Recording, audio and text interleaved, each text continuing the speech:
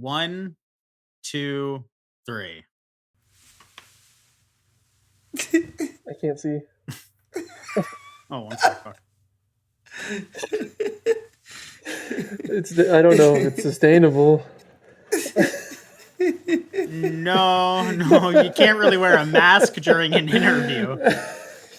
You're a dark guy. It's part of the mystery. And he's pop it just on a and back rapper.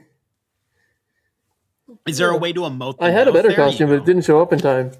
Is that an official Woody costume, or is it like cowboy friend? No, it's official. It's official. Toy Story it's license. Got the copyright and everything. Yeah. There's a. Hold on, I don't know if you can. Hold on. No, you're not pointing it where I can see it. I think it's because of the way it's cropped for the interview. Yeah. Oh, I see it. Oh, I can see it. Yeah. Does it say Andy on your foot? No. Does it say Andy on your foot, Phil? No. What? It doesn't say it. I didn't go that far. I only dressed. Are you in your underwear? I'm just completely naked from the bottom down. Yeah, me too. Dong is out. Dong's out, boys. Let's go. Dong's out. So we've got I'm Hockey Guy from that meme from 7 years ago. Dark guy. And you know what's funny is Dark guy. Friend of the show, Andy friggin' Dinner, who plays in Phantom Lung, is like buddies with that guy. We love that guy. Of course he is. He has such an interesting, he just got sponsored by Arby's. What? For what? I don't know. What? He's just like, they're kidding? Like, hey, yeah, he just got sponsored by Arby's. He has such an interesting life, man. He sent out an invite thing too after, where it's he has to try to find 5 friends who've never tried Arby's, and they're gonna do something or something. Honestly, that's probably not too hard to do. That's great. Yeah. Comment Arby's down below if you Arby's haven't had Arby's. Arby's is good. I have it once a month.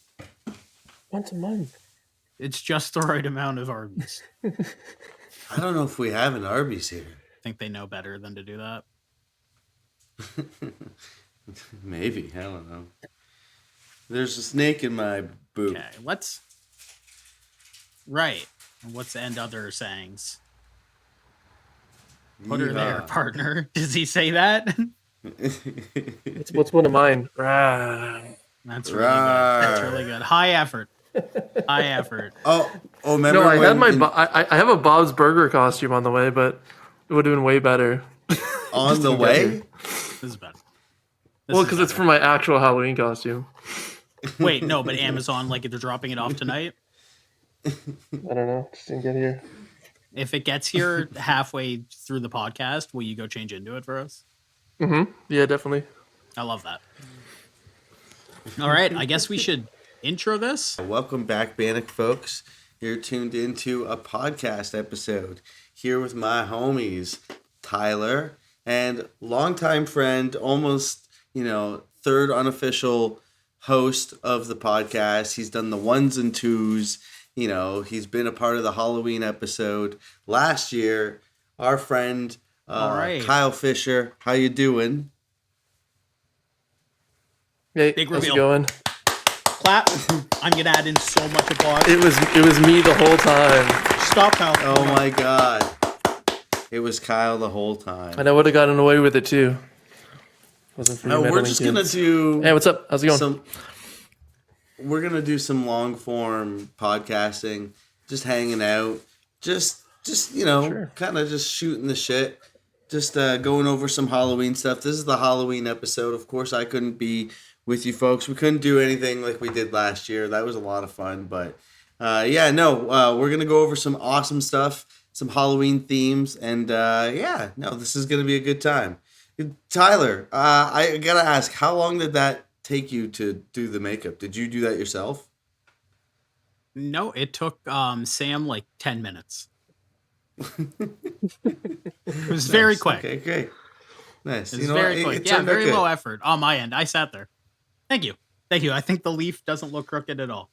And of course, Kyle just found his mask. He's got several. Right. You have a mask collection? Can we cycle through masks during the episode? I do. They're in the other room though. Okay. Yeah, I got some movie mask, got a Leatherface mask, I got a Devil's Rejects mask. Those ones were a little bit less funny than a dinosaur. Right. So I thought dinosaur was the move. Sure. I can hear the sound of. I can hear. Yeah, I'm gonna take it off for a sec. The chewing of the gum and the sound of the latex is. I thought that would be. Dude. Oh my god. Oh, I thought it would be funny. It was. Holy shit. That's so gross. Is that the same mask you used when you played the Sinner House show as like the Raptor Jesus?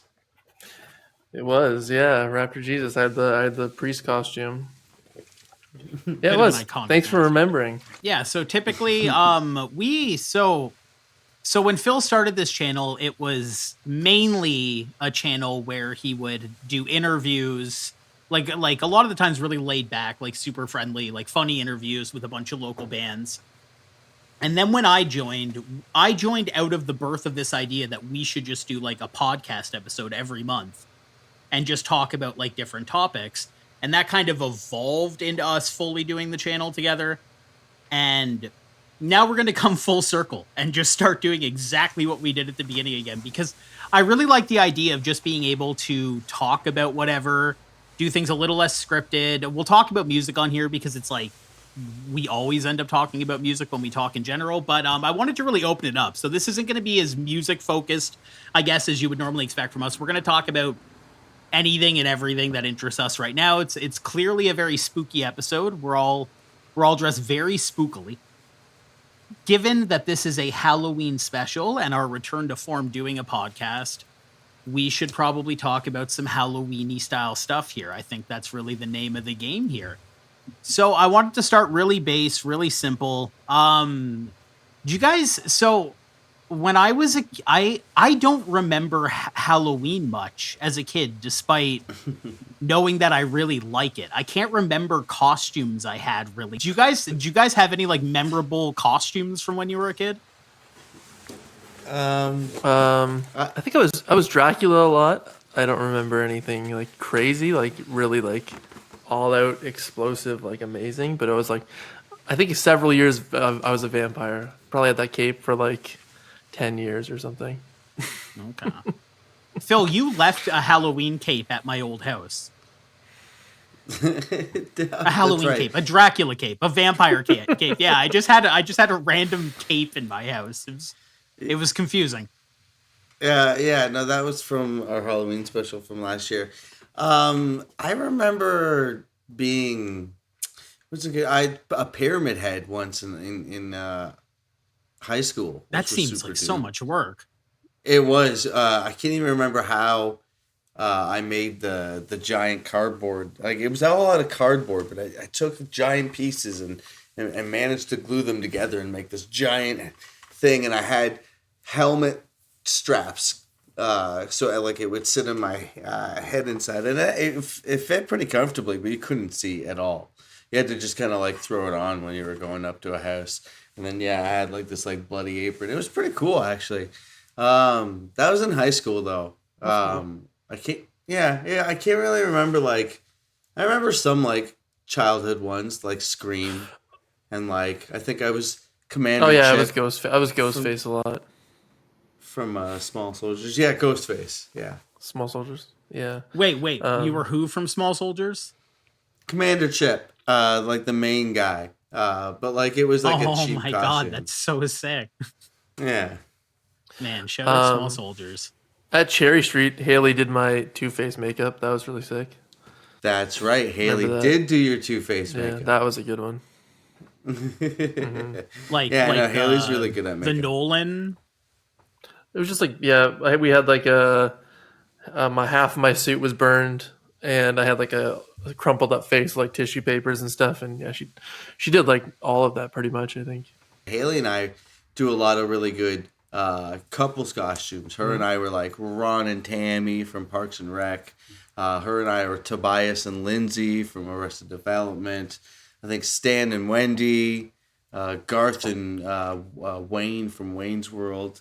All sorts of like, and I have pictures for all those. We used to knock them out all the time. I think Morticia and Gomez from Addams Family. All sorts of really cool ones. Yeah, Yeah, and just her and I used to do that all the time. Although we haven't in a while. It's been a couple of years since we've done a couple's costume. It's been a while. But yeah, her and I used to do a lot of really cool ones.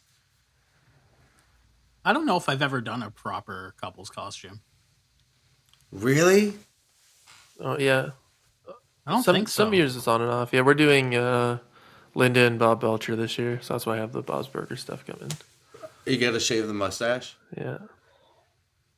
Yeah, I'm growing out my beard so then I can shave the mustache. Yeah, it's still got like 2 weeks or a week and a half or something. Oh my god! But I'm already bald. You're gonna look like such a cop when you get rid of that beard. Yeah, I definitely don't look. I look creepy when I have a mustache. It's more creepy than anything. Lean into it. But yeah, I had to buy a wig because I need a comb over, and I don't have the comb over.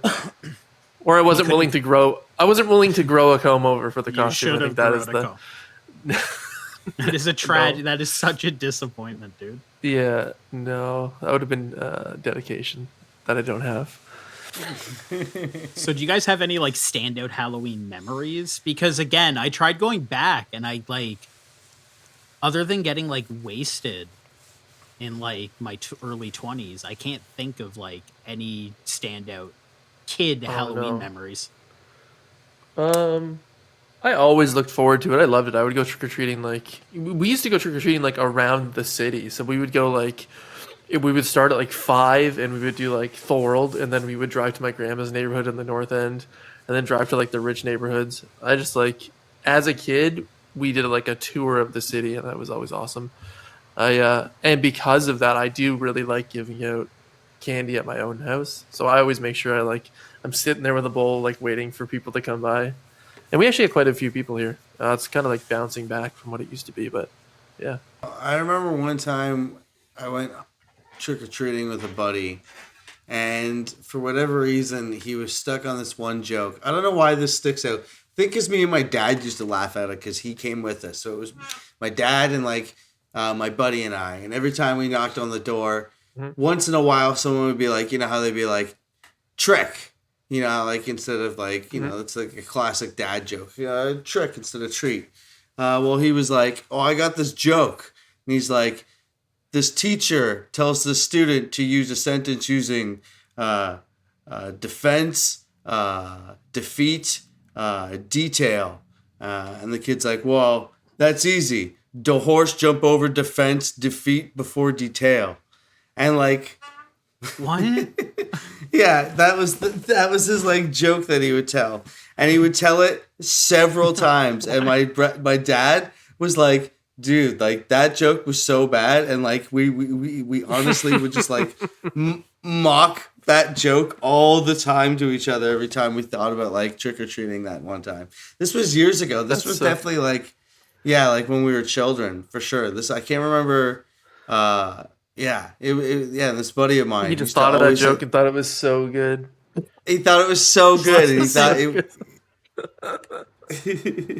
That's the thing about like boomer jokes is that like if you've ever heard like a person over 50 tell a joke, it's always like a 4 to 5 minute thing. Like there's so much explanation. There's so many words involved for some reason. It takes so long to get there. That's always the Norm Macdonald jokes. He goes on for like 5 minutes. Just to get to something that's like not worth it. But it's great. Yeah. So let's get into an important debate. That debate is what is the best and worst Halloween candies? Because I think this is divisive. Like I think to some get people in your bag? So yes, I think so. And I mean, I want to try to stray away from the idea of like, oh, like, well, my favorite chocolate bar is this. So when it's in there, like a Halloween specific candy. What do you like? What's the best? What's the worst? So I don't know if this is the worst because I love Reese's Cups. I love the peanut butter stuff. Same. But I hated getting it in my Halloween bag because they were just one individual disc and it created so much garbage, that thing. It was like a pain just to get that thing out. So that would be like low tier for me. High tier probably if you ever get like a Snickers or like a Mars bar. I think those were like the best. Low tier, obviously, those fucking Halloween cones. What are they called? Candy corn. Ugh. Candy corn's good. Candy corn's good. I don't understand the hate for it. It's weird tasting, but it's good tasting. Yeah, no, not for me. I was a big fan of the gummy hamburgers and like the gummy. Oh like, my French. God, I have that written down. I have that written down, dude. I'm so God. That's why we do a show together. Those gummy hamburgers go nuts. Yeah, and there's like gummy pizzas, and there's all sorts of gummy stuff. The hot dogs. Gummy hot dogs. Yeah. Those are great. I forget what they're called, like E2D or something like that. Something weird, man. Something weird. Like they have a really strange brand. So yeah, no, those were super. I wasn't a big fan of. There's obviously the little like tiny squares of like just like caramel. Oh, I have that written down as one of my favorites. Just the squares. Shit gets all stuck up in your teeth, like it's pop out a filling or something. Yeah, it's like an hour picking at your teeth after you eat one of them, but they're so good. They embed themselves directly into your mouth. I don't think you ever fully get it out. Yeah, and I think there used to be. I don't even know if they're around. There used to be this like orange candy with like ghosts on it, and it used to be like I can't remember. That's if it was it. Like Yeah, it's caramel. Yeah, that one was even worse. Like for whatever reason, like it was somehow like that was the one that like old folks gave you when you. The rockets and those little like what they call them, Smarties in the States, but rockets. Yeah. They're just chalk. They're just chalk. No. That's all it is. So here's the thing. I like rockets. I think a pack of rockets is a fine treat. But if you give out nothing but rockets on Halloween, you're like a sadistic person. Like that's such a no kid. When you would look back on your Halloween bag as a kid when you started to run out of the shit you liked, it would be full of rockets. Like you just have a bag of rockets at that point. 100%. So that has to be the worst, right? Just because. Yeah, plain Doritos. They piss me off. Fuck plain Doritos. I don't like them in general. Any chip. But I think any chip in Halloween bag. No one wants chips in there. Yeah, because they're like the smallest form. Like you get like only like maybe 10, 15 chips, right? And this might be a little like off the trail, but don't put a note on your trick or treat that says take one. Let them just grab a handful of candy and get going. You should have extra candy. Anyways, you're not home. It's Halloween. Yeah. Just leave a note. Just let them take whatever they want. I feel like by leaving the note, you're just encouraging people who do want to steal that shit to like really go for it. Yeah, sometimes I'll leave a thing out, and they will just go and just take it one at a time or like a handful. But I have seen like neighbors who get their stuff stolen, and I think it is because of the note. I think they're just asking for it, really. Yeah, it's too tempting. Yeah. In true Bandecfolks fashion, I'm always munching on food here. I figured we would all enjoy. Have you ever had a rum and butter? Have you ever seen this before? I've never seen that. A rum and butter. I've never seen that specific bar. No. In like super bad writing. Yeah. Where did you get that? Is that a? I don't know. Is that a local delicacy? No, we're not, Perhaps. because we can't. Did you send us rum and butters? Yeah. Hold on. Let me just get my rum and butter here. Oh wow! I can't partake on account of the rum, so I'll just listen to you. Just grab a stick of butter out of the fridge. Yeah, I'll just have some butter later. When we're done recording, I'm gonna hit the butter pretty hard. So I'll tell you exactly what it is. It is like a caramel bar version, so you can break it off in like the squares of like the like rum chocolate. You know what I mean? When they have the rum in the chocolate and you like eat it at Christmas time. It's like just like yeah. That's what this is. Those aren't rum good. and butter. No, this isn't good. So you're getting drunk. No. It's no, this is horrible. You know what's I just realized too, Phil. If I hadn't decided to be dark guy last minute, I was going to dress up as like just a generic cowboy, and I think it would have been funny. And now what's done is done. But I was just going to be a cowboy, so I should have put this on my shoulder or something. No, it's good. We moved past it. He's wearing a really convincing bald cap. He actually has a beautiful head of hair. Mm-hmm. It's very lush, Fabio style. I can't remember when I stopped trick-or-treating, but I'm pretty sure I was a teenager. I remember the last time. I remember the last time I trick-or-treated, and it was in grade 12, I think. Oh, okay. That I wasn't. Please, was I part of that? No, I don't think so. Okay. Can I ask you a question? And I think both of you were there. Did we go to a Halloween party at Alana's house, but it was the day before Halloween? And then did we go trick-or-treating the day before Halloween to be funny? Because I feel like I remember this. Yes, oh, yeah, you remember this? this? I remember you were that, both there, right? I do remember that, yeah. And we played that VHS game? Yeah, I have it over there. What's it called? Yeah. Worth it? Is it worth me grabbing? Grab it. It is, grab probably, it. Right? Grab it.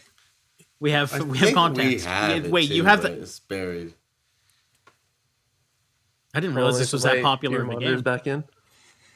Oh, it's so good. I only got into it because of that night. Nice. Oh, you have the VHS. second one. I have both of them. It's just the other box is huge. But yeah, so is this one of them? Is that one of the first like ARGs? I think so. It's really cool. It's still sealed. I haven't opened it because I don't have a VHS player. But yeah. Right. Well, I do actually. That's a lie. I have a VHS player. I don't have a TV that can use it. CRT TVs. I don't know if you know. Very expensive now. Well, yeah, because they're all disposed of, right? Yeah. But yeah, very sick. I mean, I don't know if we could play this virtually, but if we can, that'd be cool. Not right now. There's probably someone's probably like designed an emulation of it that people can play together.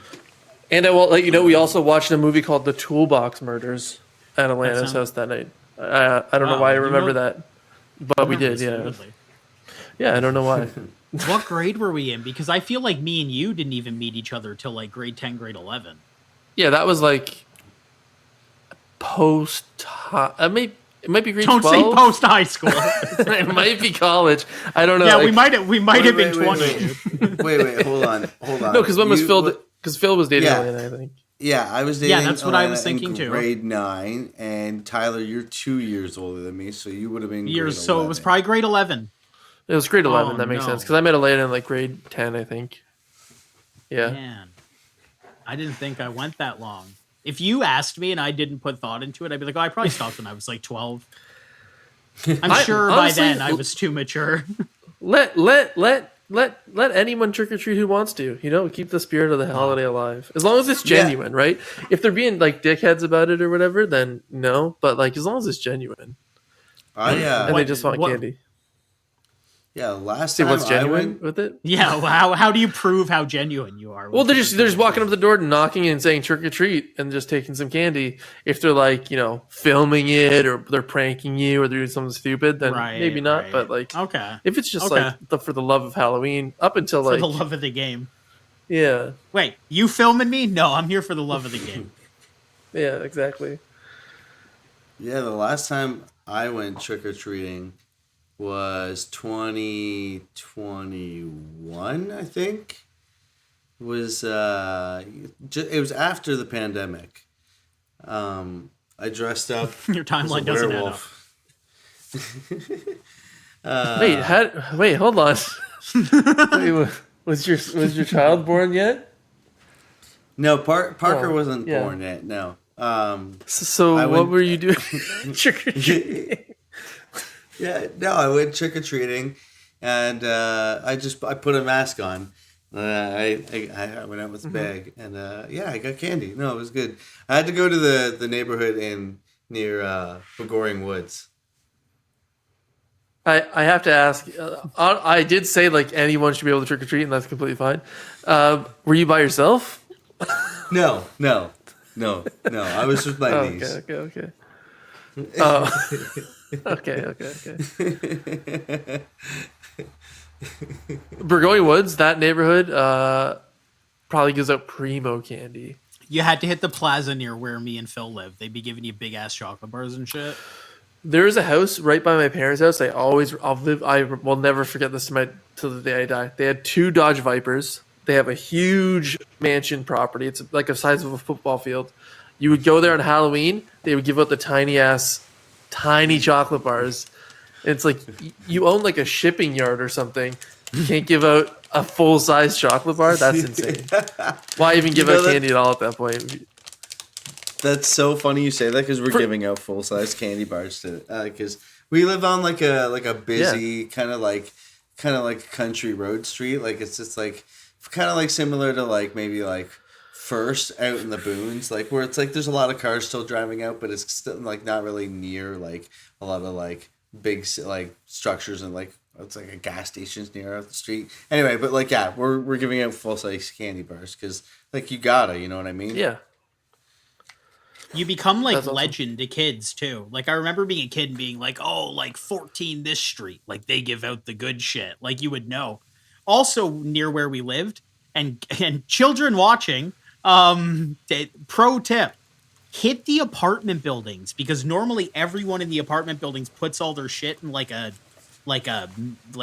boardroom sort of area, like an open area that'll be in the apartment building, and you basically hit like 50 to 60 people's houses worth of apartments in like a couple minutes. It's the ROI of hitting an apartment building during the candy rush, the great candy rush of October. That's a good tip. I don't think I ever hit apartment buildings. Oh, you gotta hit the apartment building. They'll have a big open room. There'll be a bunch of elderly women who are just tossing candy at you left and right. That's a great tip. Oh my god. No, I could go back and do that. He's not lying. Might you say at your deathbed? I can just buy my own candy bar from the store. I don't need to trick or treat, but it doesn't hit the same. I swear to God, it doesn't hit the same. No, it doesn't. They taste different for sure. They're better. Oh, Phil, you're at a primo age with your kid because you get all the candy basically. You just go walk around trick or treat. You can't give him that shit. Yep. He can't eat candy right now, right? So you get it all. Damn. He doesn't like candy. Oh wow, interesting. He doesn't mess with it. That's a good thing, I guess. That's a really good thing. Yeah. Kid likes his. So I don't know if I have a. I love that about him. Fuck yeah, fuck candy. All the cool kids say fuck candy. Yeah. I don't know. So I wasn't able to transition into this as natural as I thought I was going to, but I wanted to talk about like the best and worst sort of like traditional horror monsters that exist. I think Kyle will probably have a pretty good opinion on some of this stuff. This question was just an excuse for me to complain that vampires are never cool enough in media, and it really pisses me off. I really want like 30 Days of Night style vampires and shit, and no one but 30 Days of Night has done it well. Even when video games try to do it, they fuck it up, like that Bethesda game. The vampire Bethesda game that came out that was just like really bad, apparently. Yeah, I didn't even try. Can't even remember the name of it. I played it. Don't even remember the name of it. I have a strong opinion on this. Okay. Enlighten me. It's been a long time since we've had like a really, really awesome vampire movie. And that goes with werewolves as well, but we can kind of go into that in a second. But 30 Days of Night, I agree, like these like feral, like vicious vampires, like that's awesome. But then you also have like, I don't know if you ever watched Bram Stoker's Dracula, where Gary Oldman played Dracula, and it's like this like it's the kind of Dracula like you picture. And it's just so good. This 100-year-old or 100 whatever year old, general from this army that just like slaughtered hundreds of people, and then he becomes a vampire, and we need that again, and we're getting that actually with Nosferatu that's coming out on Christmas. Okay. Robert Eggers is directing it. I don't know if you watched The Witch or Lighthouse, but the director of that movie is making Nosferatu. So we are kind of getting the scary vampires back, but we did go like probably a good 10 to 20 years with like crappy vampires. Not even just Twilight. I wouldn't even say even Twilight ruined it. It was like we had like Dracula 2000 where it was like the new metal vampires. Blade was new metal vampires.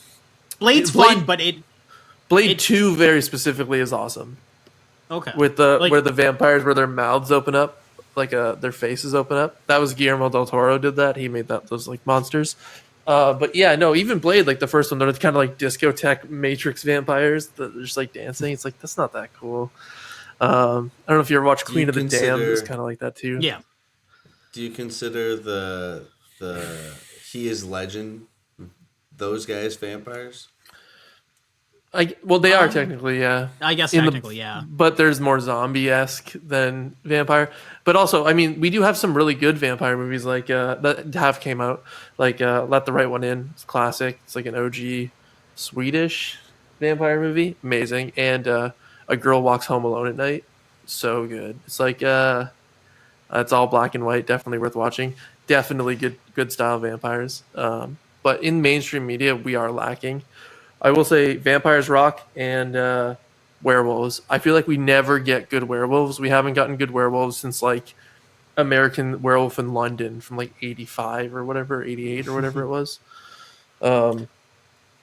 It's just so tough because they want to CGI the transformations all the time. And like American Werewolf in London still holds up today. I watched it like last weekend where like the transformation is like insane. It's like all puppetry and like they have his fingers like elongating with like prosthetics, and there could be really cool werewolf movies, but we just don't get them anymore.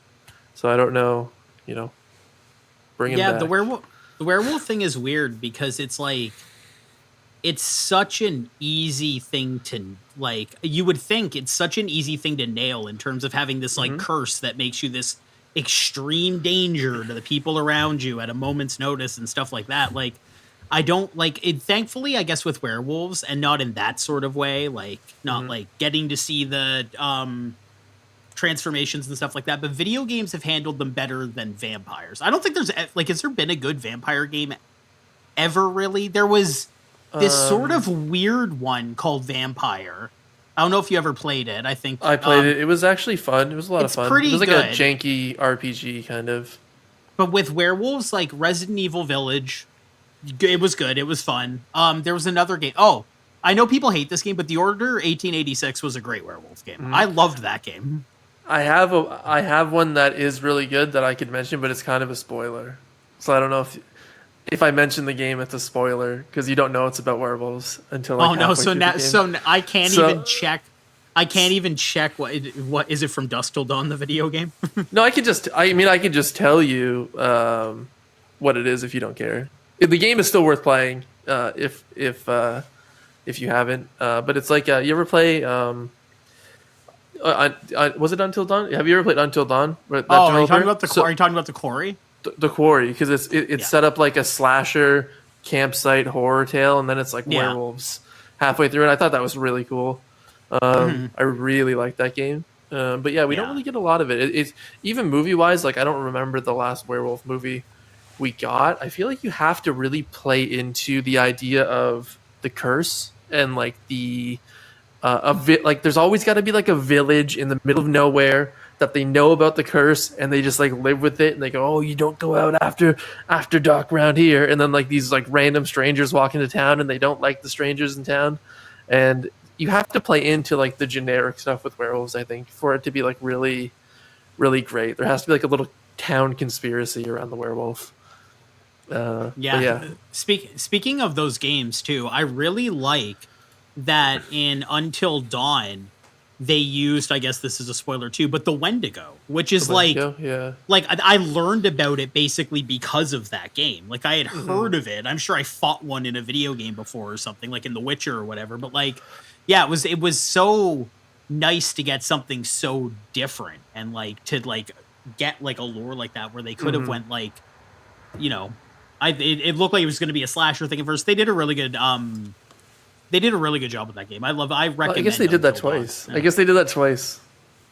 Where they think like Until Dawn, they just remade it too. I don't know if you saw that. Yeah. They just remade and the weird thing about the only thing I will say about the Quarry is the intro, like the first like hour of that game feels long. So weird and disconnected and like. You don't find out about the werewolves until like 4 hours in, maybe. I think maybe like it's like a long time. People start dying before that, but you don't really find out what it is.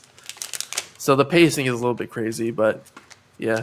I love those movie games. There's another one, the Casting of Frank Stone. I want to play. They made. Yeah, I haven't played. I've heard of that. I haven't played it yet. I find that their games that aren't as too budget, like the Man and Madon and stuff like that, I don't like. Those ones are like janky and a little strange.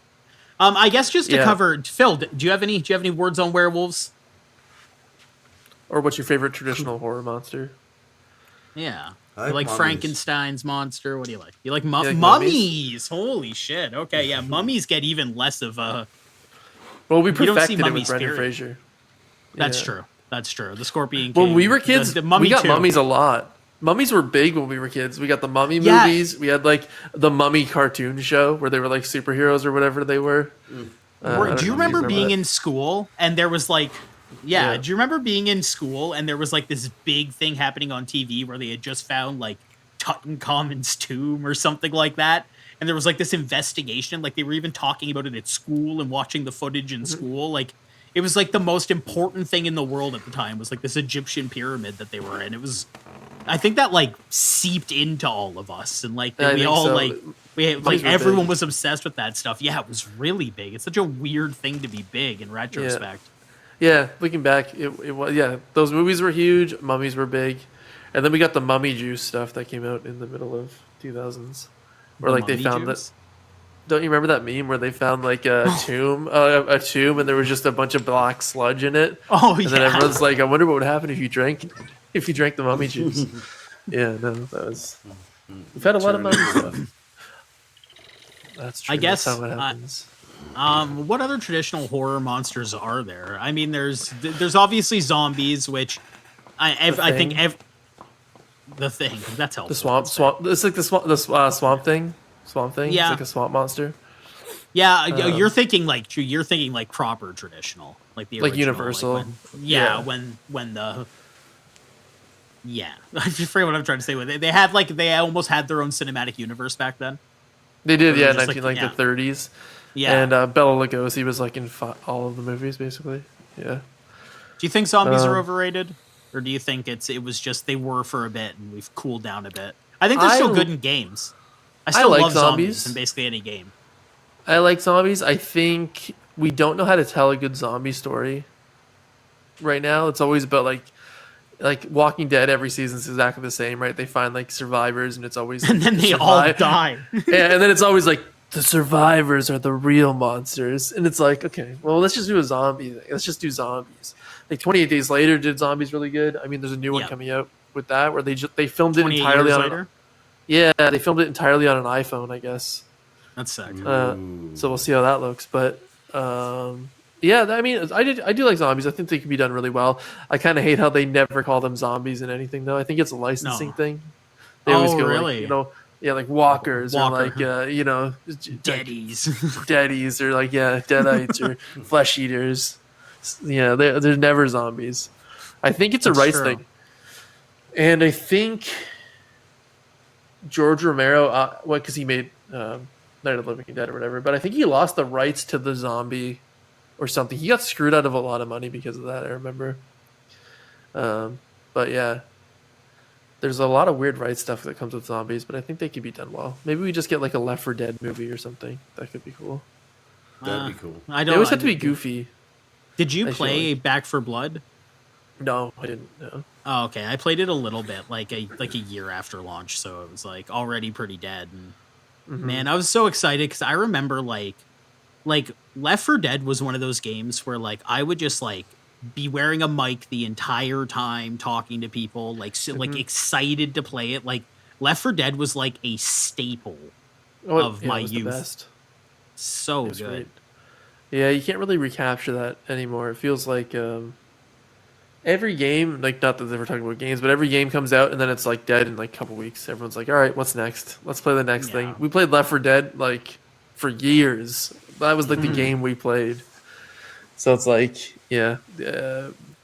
maybe just nothing is latched on zombie-wise. I don't remember what the last good zombie movie was. Raw, maybe. Raw was like a different take on it. I think Raw was a zombie. No, no, that's fine. There's all these art house zombie films, and I think those are pretty good. But Okay. what do you think would bring them back? Do you think something's missing from them that you? Not necessarily. I think the Walking Deadification of zombies, because the thing about The Walking Dead is a show. The Walking Dead is a smart show for dumb people.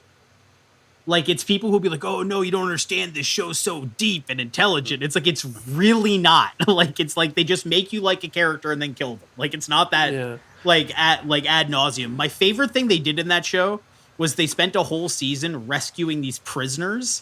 Mm-hmm. And then in the first episode of the next season, they're like, oh, the prisoners have died of a disease. Just a random disease. Like, it's so funny. Like, there's no stakes. Never, like, it's so silly. There's no stakes and nothing matters because I don't know why I stopped watching the show like when spoilers for 10 years ago or whatever, when Glenn died or whatever. But he didn't die, bro, or something. No, he did. He did. He got baseball batted to death. He's dead.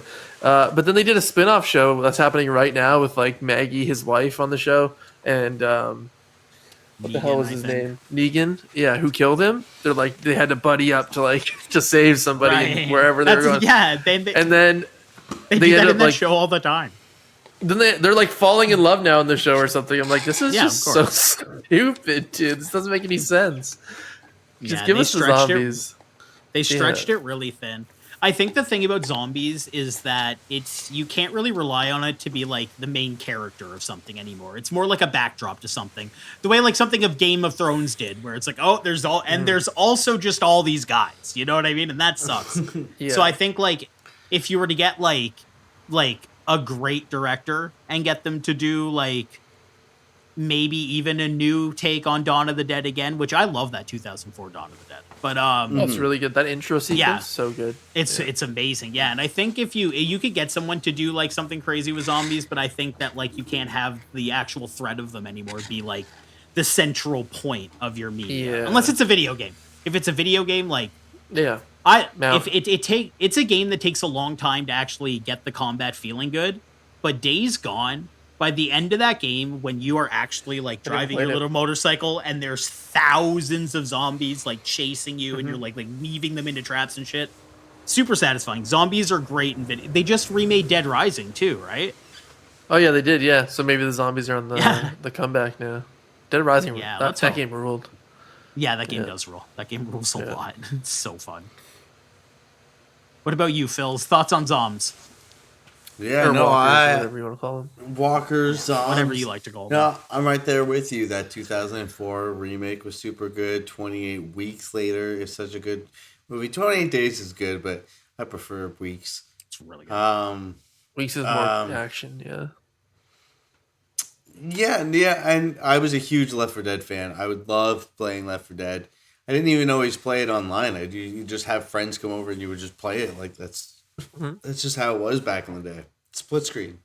Yeah, split screen's dead, brother. It's games are too demanding now. They can't do it.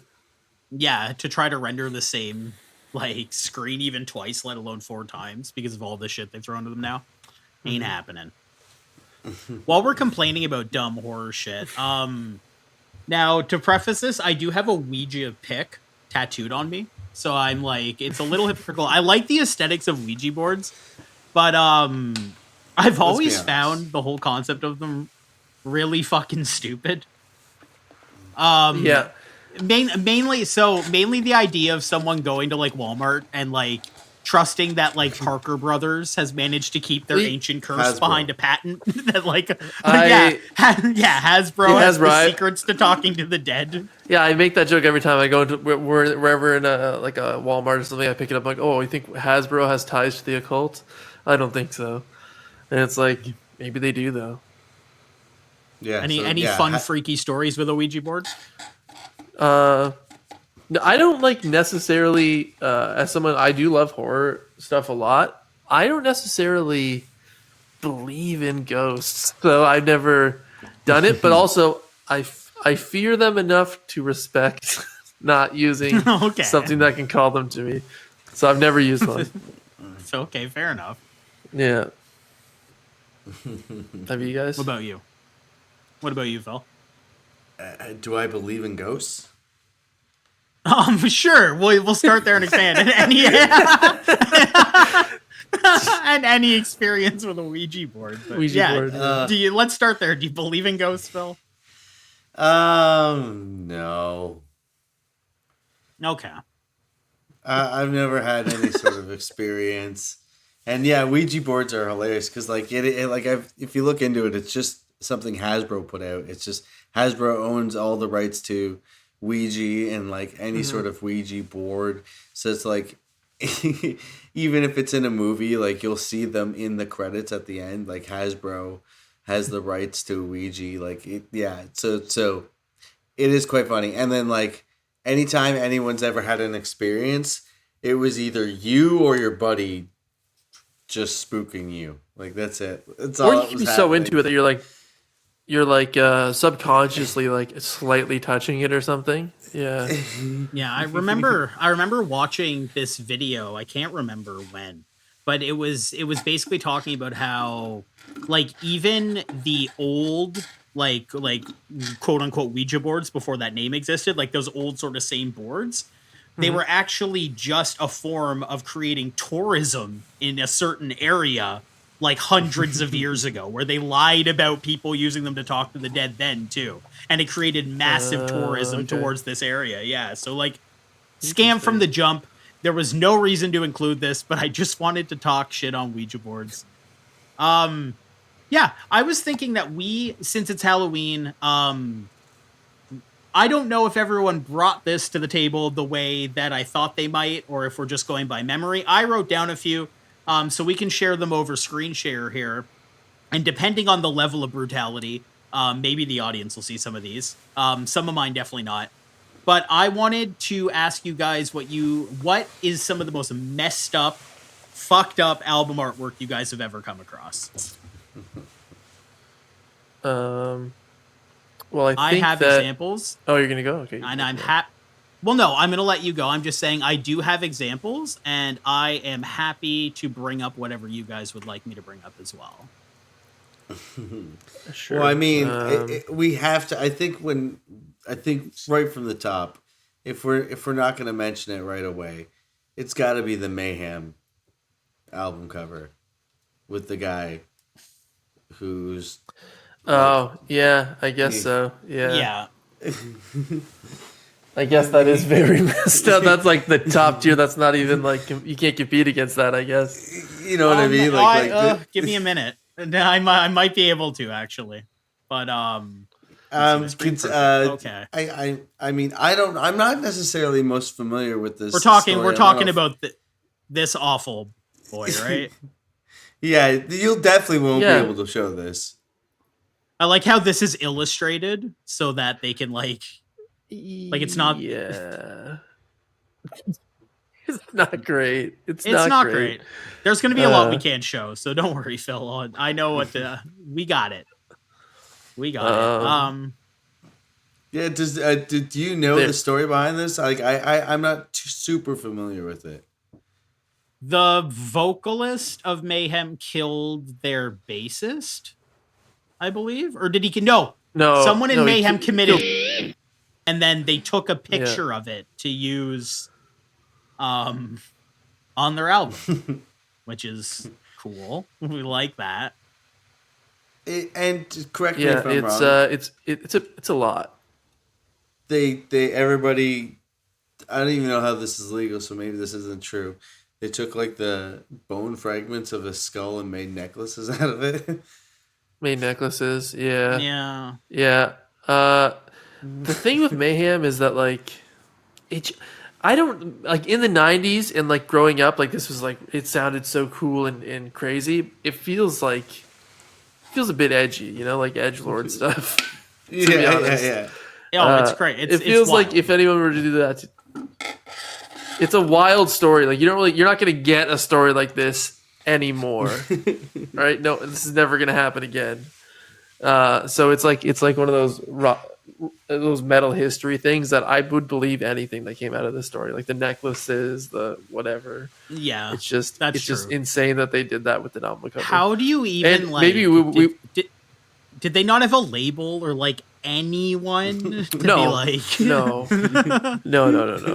I think we would not. I don't one even know along the chain. It's interesting to think like, would we have ever heard of Mayhem if they didn't do this? Right? Us personally stood the test of time. Yeah, stood the test of time. You know? No, because I don't think. I don't think their music stood out enough. Not like this. Well, and the issue with like horror and this stuff is that you always have to one up every time. How do you one up that? Like every album, they have to one up that album cover, and it's like they just didn't try after that because you can't. You just can't. You guys have any more before I start blasting? Eaten to Death? Oh, I shared a couple with you on Facebook there. But obviously, Eaten to Death, you'll be looking that one up before I... Yeah. By Bedbugs. Eaten to Death by Bedbugs. Oh. Don't look that up. That's probably horrifying. What happened? Isn't that Cannibal Corpse eaten to death? This one? God, he's just so little. Eaten back to life. Eaten back to life. That's a much more metal name. Eaten back to life. The mechanics of that. Well, then there's the OG, probably the most graphic the one I'm thinking of. Cannibal Corpse cover you can think of.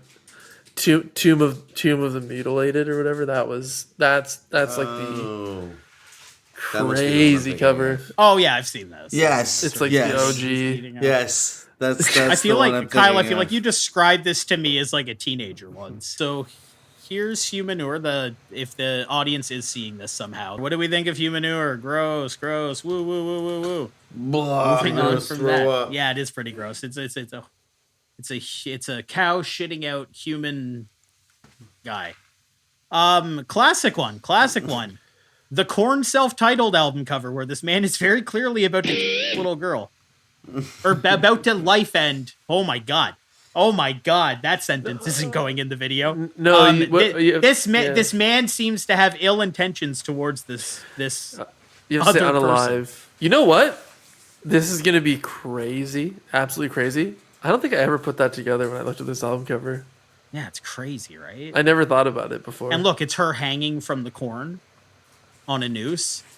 That's crazy. I never thought about that either. Yeah, isn't it nuts? Isn't this album cover fucking nuts? That's what meth will do to you. You're very creative. Wait, yeah, no. Hold on. No, it's okay. Hey, just call it like it is. Meth makes you creative. You shouldn't do it, but if you need that extra spark. It did give us peak corn, that's for sure. But I'm glad they're not doing it anymore. So what have you sent me? Because I want to save my really bad ones for last. I have Slaughter Cult by Exhumed. So Slaughter Cult, it's just a bunch of viscera. Too bad. No, mine aren't so bad that you can't show them, I don't think.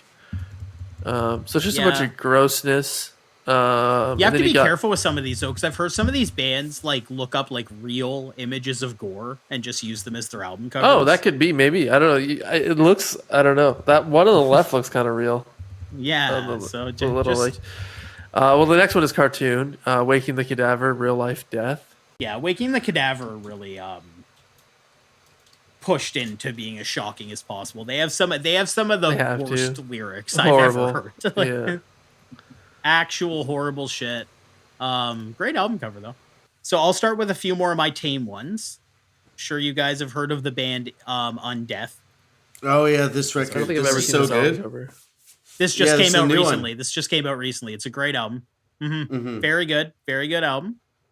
Okay, what else do I have? This one's a pretty good one from this year as well. This is To the Graves album. Everyone's a Murderer. Oh, that's cool. Vegan liberation. Yeah. This one's metal as hell. Like this one. I actually will say too, and I didn't really think of it until I was preparing this list. Mm-hmm. This is a pretty fucked up album cover. Oh yeah. This album artwork's kind of crazy. just yeah. blowing The his new shit Better off. Lovers. With the firework. Yeah, It's stylized. So good. I know. Yeah, well, yeah, and Highly did Irresponsible is such a good name for an album cover or an album. What the hell? I know. I'm excited for this album to drop. I have tickets to see them with Full of Hell and Spy next month, I think. I do really like them. I don't think I've listened to a lot of the news. I've listened to It's a couple good. songs, but not like anything crazy. Yeah, they're great. They're great. That's a really cool Phil, what that was album yours? cover and Go ahead, Carl. Sorry. I was gonna say that album cover makes me want to listen to them for sure. Yeah, it's gonna be a sick album. I sent it to What you you got for me? in Facebook. Okay, so you sent me an album by Sinner A.D. Oh, okay, this is a crazy one. Yeah, This is a pretty I did crazy love one. this. I wish I could This find is really sick. I wish I could find a sweater with this because I don't. Or we have the shirts or the shirts. The shirts. I don't have it anymore. With like the S on the front and that on the back. God, that was sick. Dylan crushed that. Yeah, Dylan's such a sick artist. Oh, but we also have our other one, which is also pretty sick. But yeah, no, that one rocks. Okay, so I'm gonna this might have all been an excuse to show you these two album covers. Okay. Okay, so who here listens to Death Grips? Nope. Oh. Oh, I've seen the penis. There it is. Yeah. It's just right there, uncensored, just full on the penis. Yeah. It's art. I don't listen it's to art. Death Grips, It's history. but Yeah. Art. So for the Yeah. audience who can't see this, obviously, it's an actual dick with in Sharpie the words "No Love Deep Web" written from the shaft onto the tip. I appreciate that Nope. they know why? couldn't fit There's the whole so thing many on there. dicks going on. Hold on, I appreciate that they couldn't fit the whole title on the penis, so it gets closer together as it Yeah. as it goes on. It's bad. The He did his best. Yeah. So this was pretty shocking when it dropped. The reason and story behind this is a picture that the band received from a fan out of nowhere. And with that written on its penis, and they were like, we're going to make this the album cover and name. And that's why. That's like, it's not much of a story, but that's what they did with that image. That's crazy. Okay. And now... Okay. Have you guys ever heard of Wacko Jesus? Or Waco Jesus, I guess? It sounds familiar. The I don't really know extreme, like a grind band from the early 2000s. Okay, they have the most crazy album cover I've ever seen. Mm-hmm. So let's just get this on. Audience, I'm sorry, you won't be seeing a second of this. Google Wacko Jesus, Destruction of Commercial Scum if you want to know what we looked at. Okay. We could just try to get like what is it? Like a It's a lot of Kyle. Oh my god. I don't want to see this. So I probably should have asked for This consent. is just before an just flashing Should this have. on Yeah. screen. This is messed up. What the hell, dude? Hold on. This whole podcast was just a ruse to just Just get you to show watch. Kyle. Okay. Yeah. He's didn't like, even oh open it no. Jesus. Yeah, you didn't even get to see the zoom up. Oh, It's hold on. Why do we not hear from those guys anymore? That's weird. I wonder- Wacko. What do you mean? Where have those guys been? They just played Toronto yesterday. Oh. Yeah, no, Yeah. this is It's crazy pretty they never nuts. broke into. It's crazy they never broke into the mainstream. Wonder what held them back. And then on the side of the CD, it just says "You fucking piece of shit." I look up their Spotify. They have one song that says Yeah, "I live they're for not. this shit" live, and it has They're not on 182 monthly listeners. Yeah, they were obscure. They're basically known for that album cover. Like that's basically their legacy. So It's Yeah, one of those that- mysteries. Like you'll never understand why they didn't catch on. well, we wish the best. The music just wasn't there, you know. Great art direction, but yeah, I don't wish the best for them. okay. So I guess to switch roles here a bit, you came with a couple horror themed music videos that you wanted to show us. There's an unreleased video that you guys haven't seen of me and Kyle trying for 1.5 hours to watch 2 Frozen Soul videos. I might edit that together at some point in my life. It's a lot. It was funny though. Half the video is just technical issues, so we could probably. And then the other half is me showing you the Rob Zombie cover, and then getting through it and you going like, this probably would have been cool if I had listened to Rob Zombie. Yeah. And I go like, oh, yeah, I guess so. I didn't realize you didn't. So, it definitely would be funny as like a clip, probably. Yeah. Yeah, no, I want to edit that video. It's just such a. It was so funny. Your reaction to the Rob Zombie cover was so just. I'm sure this is cool. I mean, I liked it. I didn't have much of a baseline to. Yeah, I didn't know you didn't hear that song before. That's funny. All right. Love Rob Zombie. So, do you want to intro the Ice Nine video for people who might be unaware of what this is? I'm sure a lot of people have heard of this by now, but yeah, they're really big now. They're touring with Metallica, so they're like pretty huge. So I think that like they're just like a horror band. They all their songs are pretty straight and to the point. They're about horror movies. They're not really subtle about it. It's about they always do videos for the songs that they are singing about. And Terrifier 3 just came out, so they collabed with the director and people from the movie and made this song, and it's pretty cool. I mean, over the years, there have been phases of metal in my life where like I'm really serious about music, and it's like my metal needs to be like super serious and like about real things. And then now I'm in this phase of like, let's just be singing about silly movies and stuff we like and having fun with it. And this is pretty much that. So they're basically just like a love letter to horror films. Their whole career, starting from like 2019 to now, it's just like I remember one of the last combos we had. You kept recommending that I listen to Ice Nine Kills because I was one of those people too who saw like a picture of the band and heard that they were like a modern metalcore band. I'm like, I could probably go without this. Like, I'm sure like I could get through my life without hearing this. But seeing that they did a video for Terrifier 3 has me interested. I still haven't seen that movie yet. I want to see it. Terrifier 2, actually, I tried to show my girlfriend, and she actually couldn't get through the bedroom scene, and I felt really fucked up for showing it to her. Like, I was I'm just like, oh, the art is it's amazing. The good, like, look at what they did with the makeup. And she's like, felt faint. We'll probably talk about this after, but I saw Terrifier 3 and like people walked out within the first 10 minutes or something. It's like, it's a lot. How did you not know what you were in for? That's what I was saying. And then some people walked out an hour in, and I'm like, you've already sat here for an hour. It's like, not, so whatever. We'll talk about it after. But I don't know if you ever listened to As Blood Runs Black back in the day. Their Ice Nine Kills guitarist, Dan Sugarman. He was As Blood Runs Black guitarist. Oh, that's sick. I didn't know that. Yeah. All right, let's blast through this one. Don't know if this will be on screen for the watchers or not, or a condensed version. Don't know what's going to happen, but let's just flicking do it. Yeah. Maybe I'll chime in with movie facts like pop-up video. Nope, because we won't be able to hear you, and you're in a different tab, and I can't see you. No pop-up video. No pop-up video, gotcha. No, but actually, I can just watch it in here with you guys. I can see what you guys are seeing officially. I don't know if it's... Oh, we're at 1440p. I think we can handle it. All right.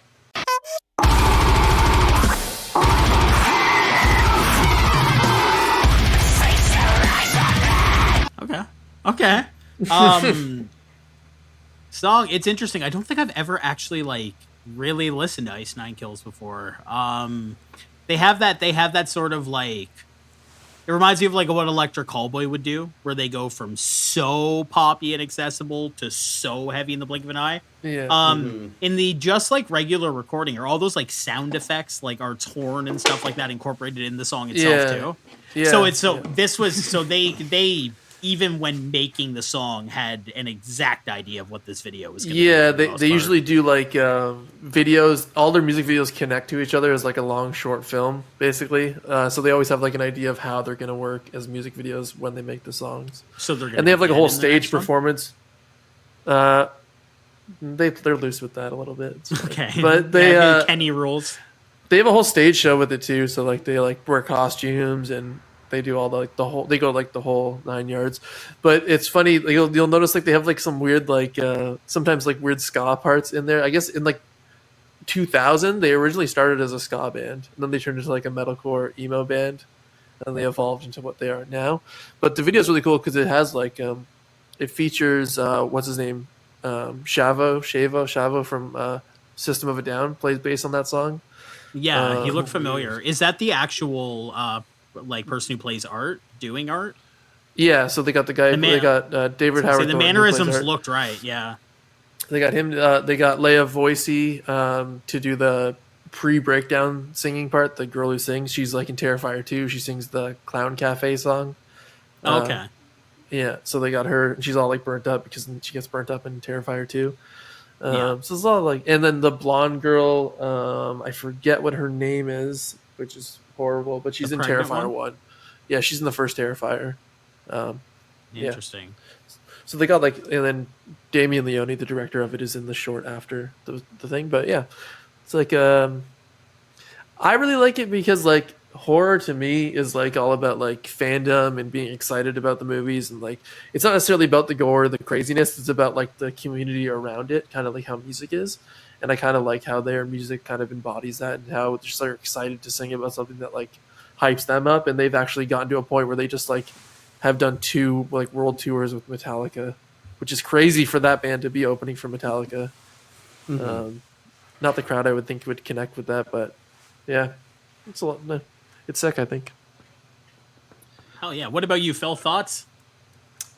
Yeah, that was absolutely bananas. I was picking up on all the you know, there was like The Art of Dying and Terrified. Like obviously, like they were like playing their lyrics into that. That was super cool.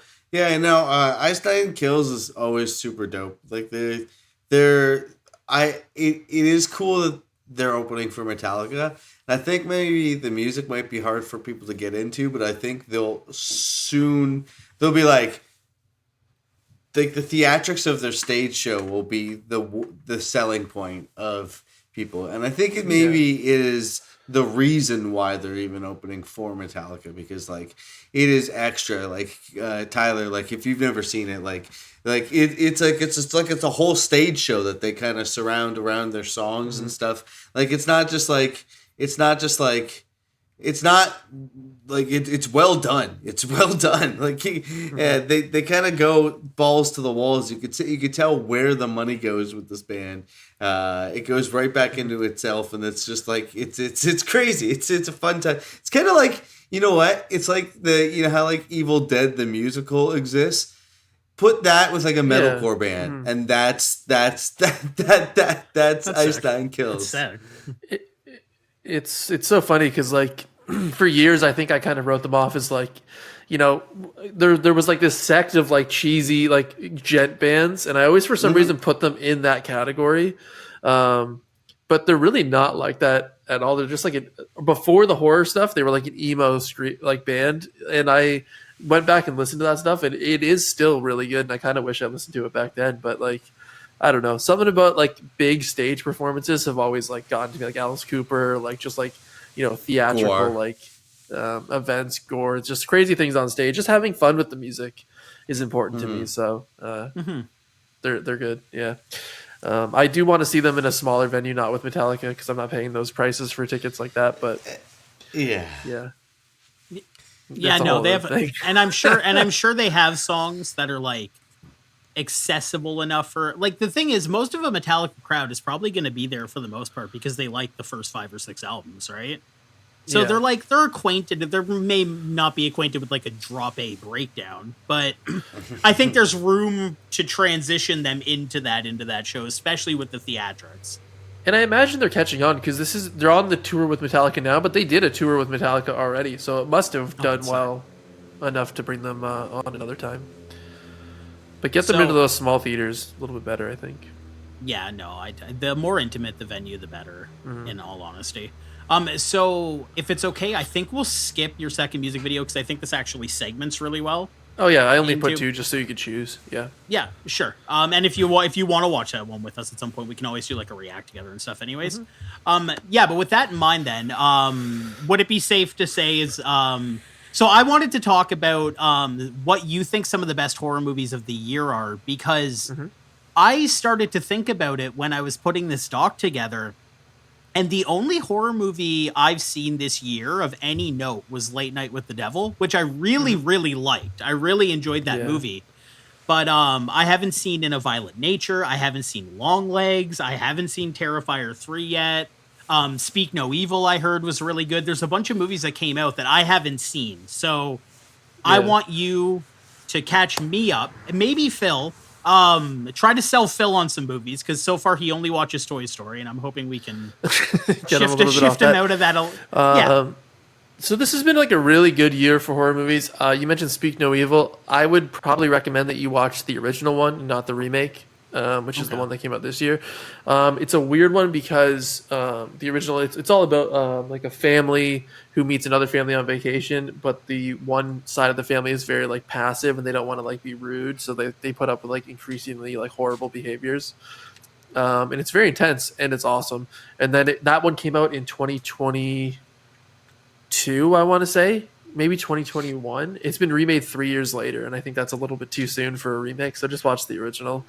But as far as Late Night with the Devil, amazing. I really like that. I thought it got a bit too much flack for the AI that they used in it.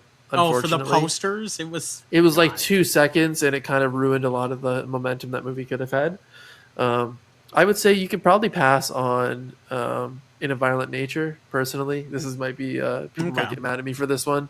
I thought it was a bit too like self-indulgent and a little bit too, the payoff wasn't worth it. But great ones. The Substance, it just came out. It's like a really good body horror, like Cronenbergian like movie about like body dysmorphia and like what it feels to like not be happy with how you look, and it's like really, really well done. Demi Moore's there, right?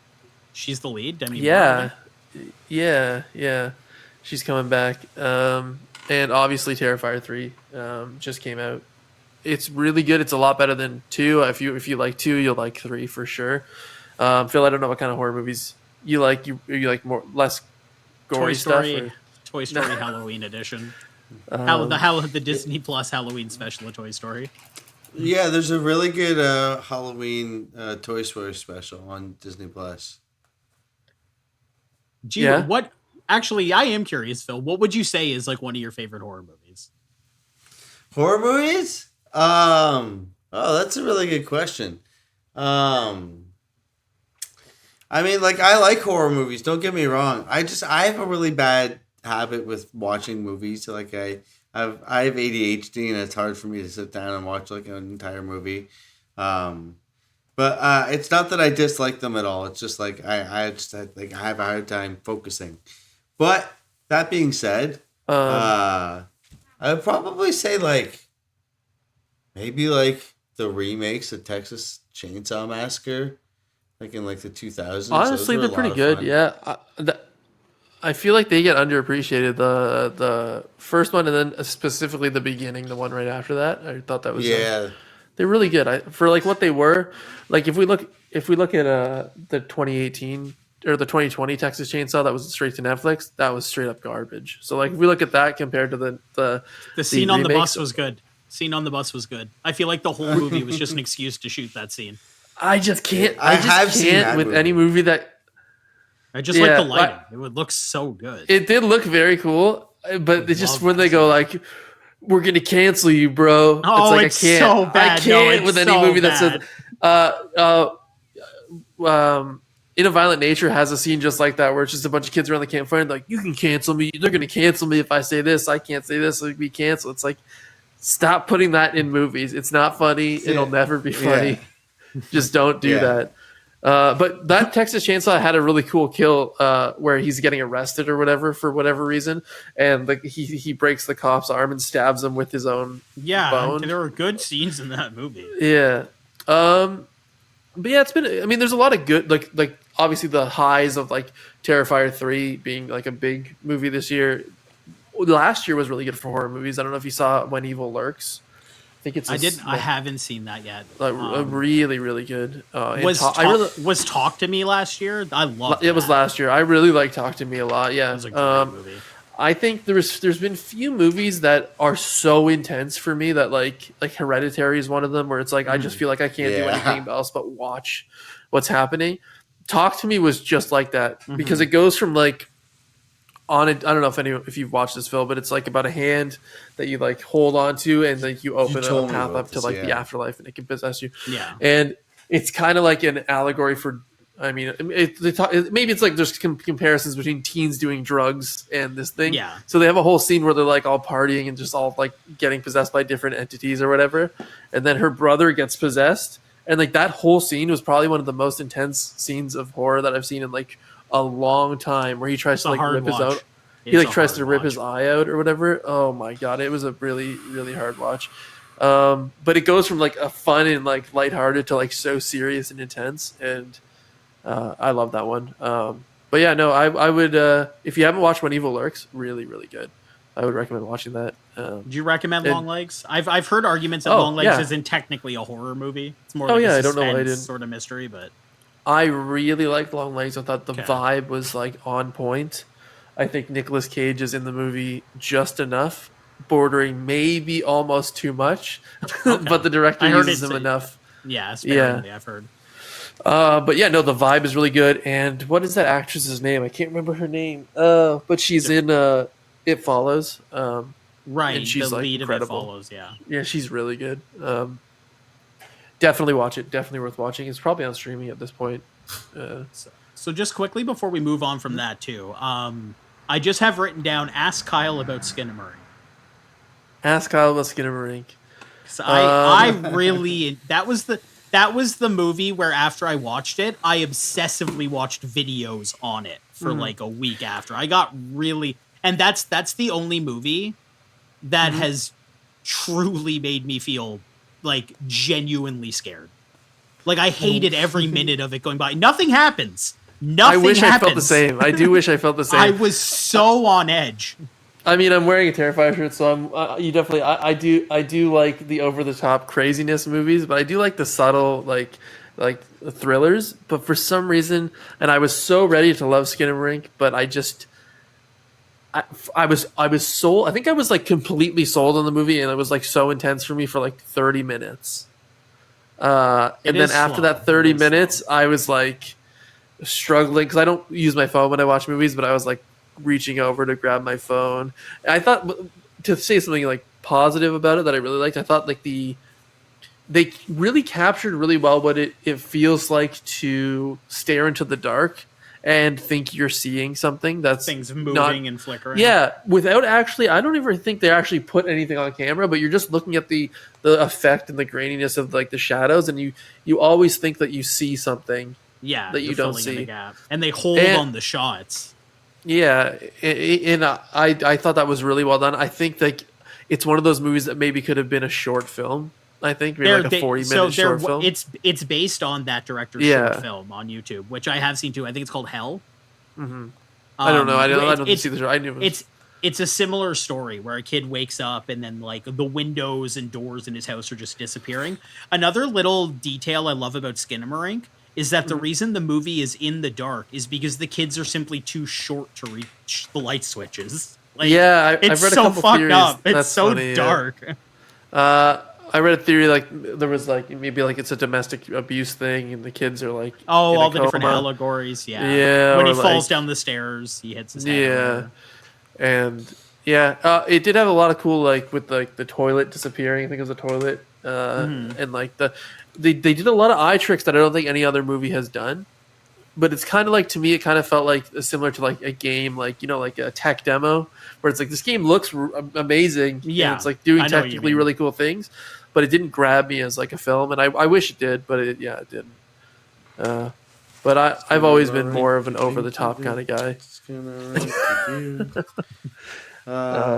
Let's share some Lois and Brand in the episode, in this movie. They're not. No. No, the word Skinamarink isn't even said. It's like an allegory in and of itself. The movie being called that, like it's the whole movie. Like Phil, this is a movie where like you can't even see what's going on because the camera is pointed at like a wall off to the side where the kids are talking. Like it's so obtuse. Like it's like a shot.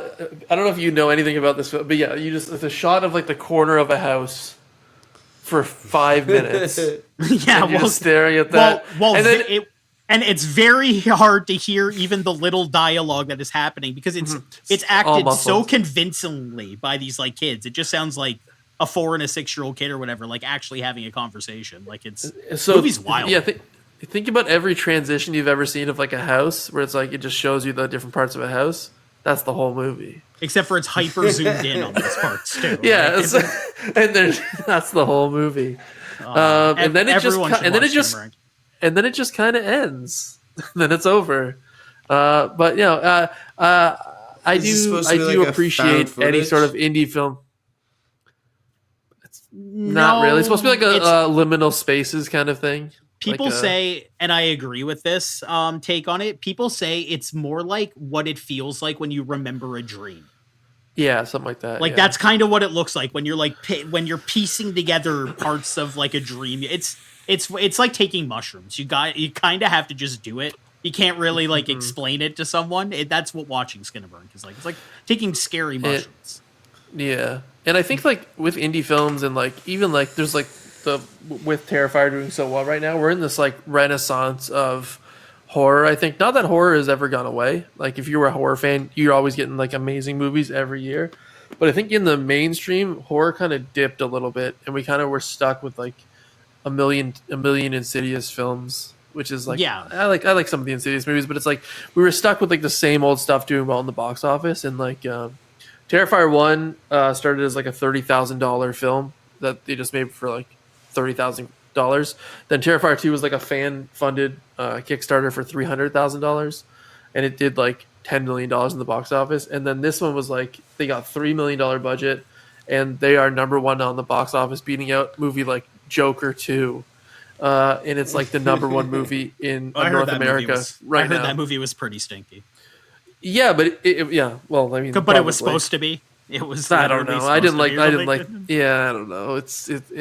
I'm glad it's failing, and I'm glad that Terrifier 3 is doing great because maybe this will show studios that like small independent films can make money, right? If there's passion behind it and it's done well, like by all means, a movie about a clown that dresses up as Santa Claus and axe murders a bunch of people for 2 hours shouldn't be the highest grossing movie in North America right now, but it is. So well, one of the interesting thing about Art is he's like the first like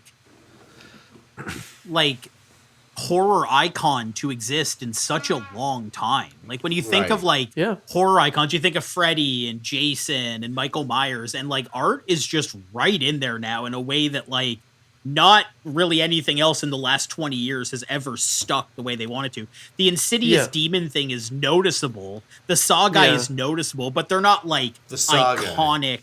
He's the last. But even Billy, or the puppet from Jigsaw or from Saw, he's 23 years old now. That's like over 20 years old. That puppet. So it's like puppet's just a puppet, right? It's not him. It's just a puppet. It's not him. Yeah. Yeah. John Kramer is pretty iconic in the horror community, I think. But we had things like Hatchet where they kind of tried to make like a killer like iconic, but it didn't catch on to the mainstream. It's very interesting that Terrifier is the one to do that. Clowns. I think it's a lot just of the sheer love in it. And I think it's David Howard Thornton's like performance. Like he is like crazy animated. And I don't know if I'm wrong, but he's a mime, right? I think he was. Yeah, that was like his whole thing, and because they replaced the original Art the Clown from the short films in Terrifier 1 with him because he had like a theatrical clown background where he's like he has all those expressions, and I think that I met him at the Frightmare in the Falls last year, and complete polar opposite to exactly what you would expect. Art the Clown to be like, and I think that's why it shines so well is because he's so like goofy and funny and silly, and he's one of those things. One of my favorite scenes in Terrifier 2 is when he's just fucking with the main girl in the Halloween store. Glasses? Yeah, and like it's like full on just slapstick comedy when he's like taking the change out of the purse and like putting the change down slowly to the teller and stuff. Like it just goes full slapstick. Like those are special movies. There's a few moments in this one where it's like that too. In the first 10 minutes, very brutal, but then there are some silliness in between. And I think that's like what brings the charm to it. And like even watching the third movie, like you kind of get an idea of what the movies are about. Because I feel like Terrifier 2, you can finish watching that movie and go like, what happened? What was this movie about? Why? Well, especially the beginning, showing like the previous. I started with Terrifier 2, and then I went back and watched the first one. And the one thing I will say is in Terrifier 1, some of the violence seemed sexualized. And I really liked how in Terrifier 2, it just wasn't at all. It was pure masoch or sadism. Like it's pure sadism, and it's not like when you know the kill I'm talking about in Terrifier 1. Like it's so gratuitous and over the top, and there was almost like a sexuality to it. And in this one, there's no hint of that at all. It's just hyper violence in the second. I agree. I think when I saw them talk about the character and how they see art as kind of like an asexual being, right? He's not like there's nothing like sexual about it, and like they try to stray away from that as much as they can. And I appreciate that because I feel like when you lean on like the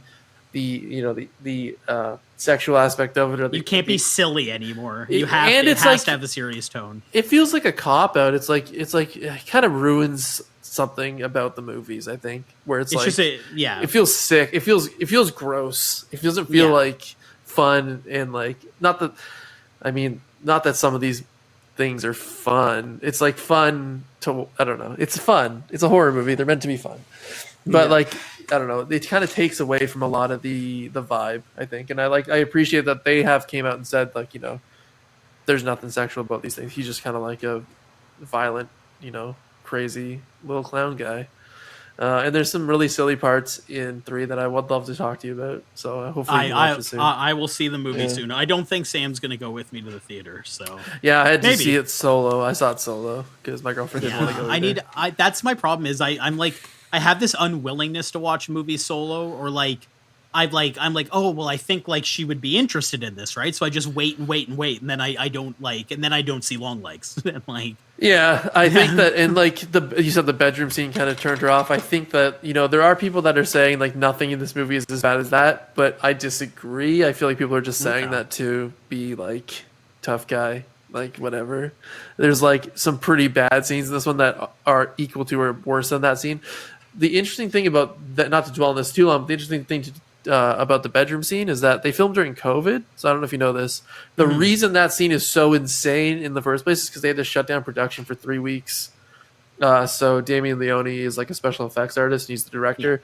So he just spent that 3 weeks. He's like, all right, well, I'll just add this to the scene. It's like, I'll make it crazier. And then he made all these prosthetics for this. And then he just kept making the scene crazier and crazier because they had to shut down during COVID. So I heard that when they were doing reshots of it to like get like it even gorier, there was so much fake blood on the actress that they were literally peeling her off the floor in between takes. Yeah, that's unfortunate. Yeah. It's fucking crazy. Yeah. But yeah, no, definitely worth a watch. I think everyone should watch them. It's the highest grossing movie in America. It's not a Marvel movie, so just support it. That's cool. Independent films. So to cap off talking directly about movies, then what is everyone in this call's go-to Halloween movie? Let's start with Phil. Yeah. Go-to Halloween movie? I have this like special connection with like Creepshow. I think it's Creepshow 2 specifically that I have. I remember sleeping over at a buddy's house, and we watched it when I was a kid, and it scared the crap out of me. And I think I've gotten a hold of it, and now that I think I have it on DVD. That one I really enjoy watching as Halloween. Also, I like to crush all of the Treehouse of Horrors in all of October, and I'm almost done because there's so many of them. There's like 30 plus of them, so you gotta go through them all. And actually, I gotta watch those. The later they go them this year. the later they go don't get as bad. Some like the seasons, yes, but the Treehouse of Horrors are pretty good because they're always just kind of like they're non-canon, so they kind of just like the sky's the limit, right? Mm-hmm. Yeah, that makes sense. I also really like Creepshow. Creepshow 2 is great. The shorts are crazy. I can't ever remember what the shorts are in each of them, but that's a good one. I don't think I ever watched that over Halloween. So maybe I've never seen it. Yeah, I need to check it Creepshow. out, actually. Creepshow's great. It's like an anthology Stephen King, like the VHS shorts? Sort of style thing, where it's Kind a of, bunch of shorts. yeah. Okay. Yeah. What about you, Kyle? So yeah, my go-tos. I really like obviously the OGs like Halloween and Friday the 13th and all those. But I always make sure to watch Trick or Treat. Trick or Treat is like one of my favorite horror films, Halloween films of all time. I don't think there is any holiday movie that captures the feeling of Halloween like Trick or Treat does. And I think Sam becoming like this like icon of Halloween has kind of solidified that. Sam's like I don't know if you ever watched Trick or Treat. I know, actually. You've probably seen Sam though. He's like the little Sam. Burlap sack head with orange jumper that you see at Spirit of Halloween. He's like all over the place. Yeah. But that movie is also an anthology film, kind of in the sense that it's disjointed. So there's 3 separate stories and they all connect at the end. And it's just like a really fun Halloween movie. From the director of, he also did Krampus. You ever watch Krampus? That's a holiday one that I go to, but it's a Christmas one. It's a Christmas horror movie. But I hear music. Yeah, it's coming from my phone. One second. Fuck, I'm gonna fuck up my shot. But yeah, Trick or Treat. I definitely recommend you watch Trick or Treat. That's awesome. You got the DVD. That's what you need. That's what I'm saying. So I have a big DVD collection. Not to go off on a side thing, but while Tyler's fixing his thing, I'm here. there are a lot of we watch movies in Discord sometimes. So like we'll do a movie night in Discord and we'll just all watch movies together. And I made up a Halloween list for us to watch horror movies, and so many of them aren't on any of the streaming services. It's like you need to buy physical media to keep these things because you're just losing out on so many good films that just don't exist anywhere. But to go back to it, I do watch all the Child's Play films. I always watch the Child's Play films. I like Chucky a lot. I kind of liked that Child's Play remake that came out recently, where it's like the toy. It's as long as you don't want it to be anything like the original Child's Play, where it's like a serial killer stuck in a doll's toy. It's kind of a fun movie. It's not a bad movie. I think the issue is kind of how do I put this? It's like the issue with Nightmare on Elm Street or Terrifier, even, where it's like you can't picture anyone playing Freddy besides Robert Englund. Right. I don't think I could ever picture anyone playing Art the Clown besides David Howard Thorne, maybe. And Brad Dourif is Chucky is kind of like he is Chucky, I feel like. So it's kind of hard to. Okay. Mark Hamill was kind of going up against it. It kind of in that sense, and I think I had a hard time disconnecting myself, being such a huge fan of the Child's Play films. But like, just this little tiny doll with this gruff voice that calls everyone bitch and says fuck you and flips them off. And it's like, just a New Yorker that's just like a serial killer with like just has like a shitty voice, and it just works so well for those movies that I think I had a tough time with that. I didn't watch the TV show. I heard the TV show was really good though. I didn't even know. That's right. Yeah. And I think they got Brad Dourif back for the TV show to do the voice again. But yeah, I did like the technical side of things with that new Child's Play. I think they had like the drones in the toy store at the end or whatever. Yeah, it's sick. Yeah, they're supposed to be silly fun movies. So yeah. So I guess for my Halloween movies, I wrote down Evil Dead 2, like without a doubt. Okay. Like that's OG, just like yeah. For me, it's not about it necessarily feeling Halloweeny as much as it's just a movie that's going to be a lot of fun. I also want to say that 2013 remake of Evil Dead is like one of my favorite horror movies of all time at this point. I can't. They're raining blood at the end. I can't. Yeah. I liked the newest one too. It was good. I wish they had done more. They set up the tattoo gun and didn't do enough with it. They set up way too much. It could have been better, but I still liked it. But that 2013, it was fun, yeah, that 2013 Evil Dead movie is crazy. There's Evil Dead 2, Army of Darkness. Yeah, I think Army of Darkness goes a little far for me.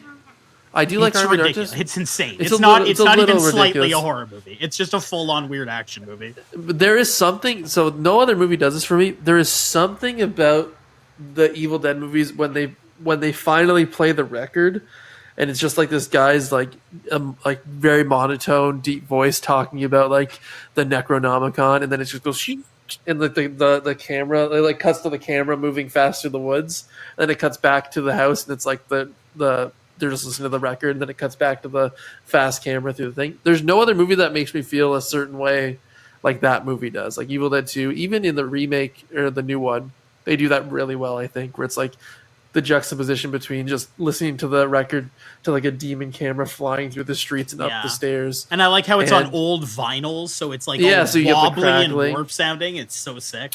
Yeah. I wrote down as well, just in case someone said Evil Dead. I wrote down Dawn of the Dead 2004. Mm-hmm. I don't know if you're going to agree with this or like this. I'd actually love to get your take on this, Kyle. Mm-hmm. It's not even really a horror movie either. I love the movie Malignant. I think it's one of the funniest, craziest movies in existence. It is so absurd. That's my From Dusk Till Dawn when it comes to a movie just switching halfway through. Like, it's so this is one of the this is one of the best things you've ever said to me in my whole life. That I think this movie gets so much unnecessary hate, and it came out so and it is so damn good. It is like. So I'm a big fan of giallo films, like Deep Red or Suspiria, like these old Italian I know what you're talking horror about. films where like the colors are vibrant. There's like it's always like a murder mystery. There's like a serial killer on the loose, and they don't know who's killing people. And unnecessarily gross. And I even did in one of the Sinner videos. There's always like a classic giallo shot where like the knife comes up, and it's like a shot of like the arm and like the knife, and it's always like this like intense thing. Malignant was like a modern day like American giallo film, and James Wan says that in his interview as well when he talks about the movie. He said he wanted to make a movie that felt like you just like walk into a Blockbuster, like a video store, and find it on the back shelf in like a dusty room that no one goes to. And I think but with $1 billion.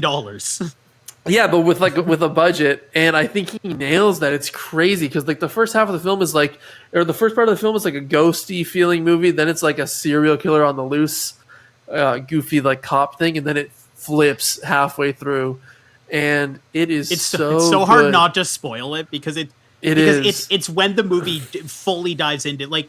The prison scene, when you look at what the extras even look like, there's like a 70s woman with an afro for no reason. And like, it's such, I think people didn't get it. They're in the world's biggest prison cell during that scene too. Like, it's like so big for no reason. This movie came out in 2021. I'm familiar. You've seen Malignant or just heard of it? No, I haven't seen the Malignant, but I heard a podcast that I can't even remember. There's a nice podcast that's with Paul Scheer. And someone else, you know the guy that plays like Adrian Pimento. Yeah, they have that too. They like break down movies, and they took down that movie, and it sounded fun. Honestly, I meant to see. The thing is, like, I never have enough time to sit down and watch a movie. So like, and when I do, I always there are a few. Yeah, so I try not to let reviews sway me too often, but it's like. In a world where there's so many movies coming out all the time, it's like if you hear a lot of bad things about a movie, you don't generally watch them because you don't want to waste your time, you know. So Malignant came out and it was all hyped up like crazy, and then it released and it kind of floundered and got bad reviews and did bad. So I didn't watch it, and then one night I'm just sitting on the couch with like Crave open, and I just like it was there. I'm like, oh fine, I'll watch this. And by the end of that movie, I was like. Mad that I didn't watch it before. I'm like, this is incredible. Like this movie was like one of the best. It's like one of the most fun horror movies I've seen in a long time. Nice. And James Wan just gets it. I mean, if you look at his history, I mean, he made Saw. He started the Saw franchise. He made Insidious. He made The Conjuring. Aquaman. Well, the Aquaman. I feel like Well, that was he made $1 billion making it. That was such a successful movie. Yeah, that's like a paycheck, and he really he hired what's his name, Patrick Wilson, the guy who's like in The Conjuring. He's like the husband of the ghost chaser, whatever. In that movie, he's not a great actor. He's a really good like horror movie actor. He would never get a Marvel or DC movie, I don't think, outside of that. But I appreciate directors hiring their friends for roles that they wouldn't have otherwise gotten. I never watched Aquaman. I never will, but No, I'm sure it's fine. I'm sure it's fine. Malignant, though, I love that you said that. It's incredible. It's one of the best movies. Such a good movie. I have a tough time convincing people to watch it. A really tough time. No, I know, and it's so fun to be in a room with someone and watch them if they're paying attention and they get it. Like when they start to understand, and like at the end when the body is backwards, and it's like it's so it's fucking just... and like again, like what type of horror movie has like high kung fu happening to cops, like pulling cops' arms off and beating them with it and shit. Yeah, it's so crazy. Yeah, because giallo films are all about like it's always a murder mystery, and there's always like a crazy twist about who the killer is, and this is one of the best ones to ever do it. I think it's just you'll never see it coming there, and then if you rewatch it, it makes sense. It didn't come out of nowhere. Like it's like they in the beginning of the movie to where it goes. If you knew that was about to happen, you could see the through line in the film. Yeah, it's which stupid. Is like it's stupid, but it does make sense. Of course, but it's it makes stupid. sense. It makes sense in their movie logic. As long as it makes sense within the movie logic, that's all that matters. Because I remember even watching the intro scene when he like throws her into the wall and stuff, and I was like, why is the acting like this? And then you get once you've seen the whole movie, you're like, oh, this is so funny. Like it's so over the top intentionally. Yeah, so good. So damn good. So I guess to wean off movies here, Kyle, you worked in a theater for how long? 2000. When did Spider-Man 3 come out? Let me look it up really quick. That's how you measure time. Before and after Spider-Man 3. Well, we were working at the movie theaters back then. It was like so intense. The crowds that would funnel through that there would be like lines around the block. So you base it on the big movies. So 2007, I started there. I worked there till 2012. So I worked there for like 5 years. And I was a supervisor and projectionist there. So I put together all the movies and, make them up. Really, really great stuff over there. Hell yeah. Best theater stories. What do you got? Funniest? You worked there Saddest. so long. You must have seen some shit. Saddest? Wow. Let's bring the vibe down. So there are bits. I'll call them bits because I don't know how else to describe them. That probably won't translate well in story, and they'll sound horrible out of context. In the sense that there was always this guy that worked there, and he would. It was like if it was a TV show, it would be like an ongoing gag where he would destroy the microwave for the break room. And thinking back, it sounds horrible. Like he was always breaking this microwave. But there was times I would walk into the break room about to start my shift, and he would just be running full speed into the wall with the microwave. There was times he threw it off the roof of the Penn Center. There's times where he's just lifts it up and just tosses it. It was always we would get new microwaves, but he would always break the microwave. Why didn't you fire him? I don't understand. I wasn't responsible for firing him. Why didn't someone? He was also a supervisor, and he was really friends with the management, I guess. And it was that was just the vibe of the movies at the time. It was silliness and people throwing you were cleaning up in the theater and people just whip brooms at you across. Yeah, it was that kind of a vibe. But cool stories is more so personal cool things where I was doing projection and where it was filmed still, and we would do these once a month around Halloween. They would get old movies come through Alien or The Shining, and it would be the OG prints that were in theaters in the 70s and 80s. Back then, and I had an opportunity to put them together and put them through the projector and feed them through the projector. And that was awesome. But outside of that, it's just a lot of craziness. I think one time, what was the movie? It was called. It was a ghost movie, The Haunting of something. Oh well, we kicked out a good amount of people for that back in the day. There was one that it was they were getting very handsy in a sold-out movie theater. Oh my So god. now when you think of movie theaters, you think of the recliners. So you have like space. Not that justifies it, but like back then it was just these fold out chairs that were all beside each other. So intimate. And people had to come complain because like they were getting so handsy and we had to kick them out and it was awkward. But you would always kick out people sneaking into movies or trying to bring things in.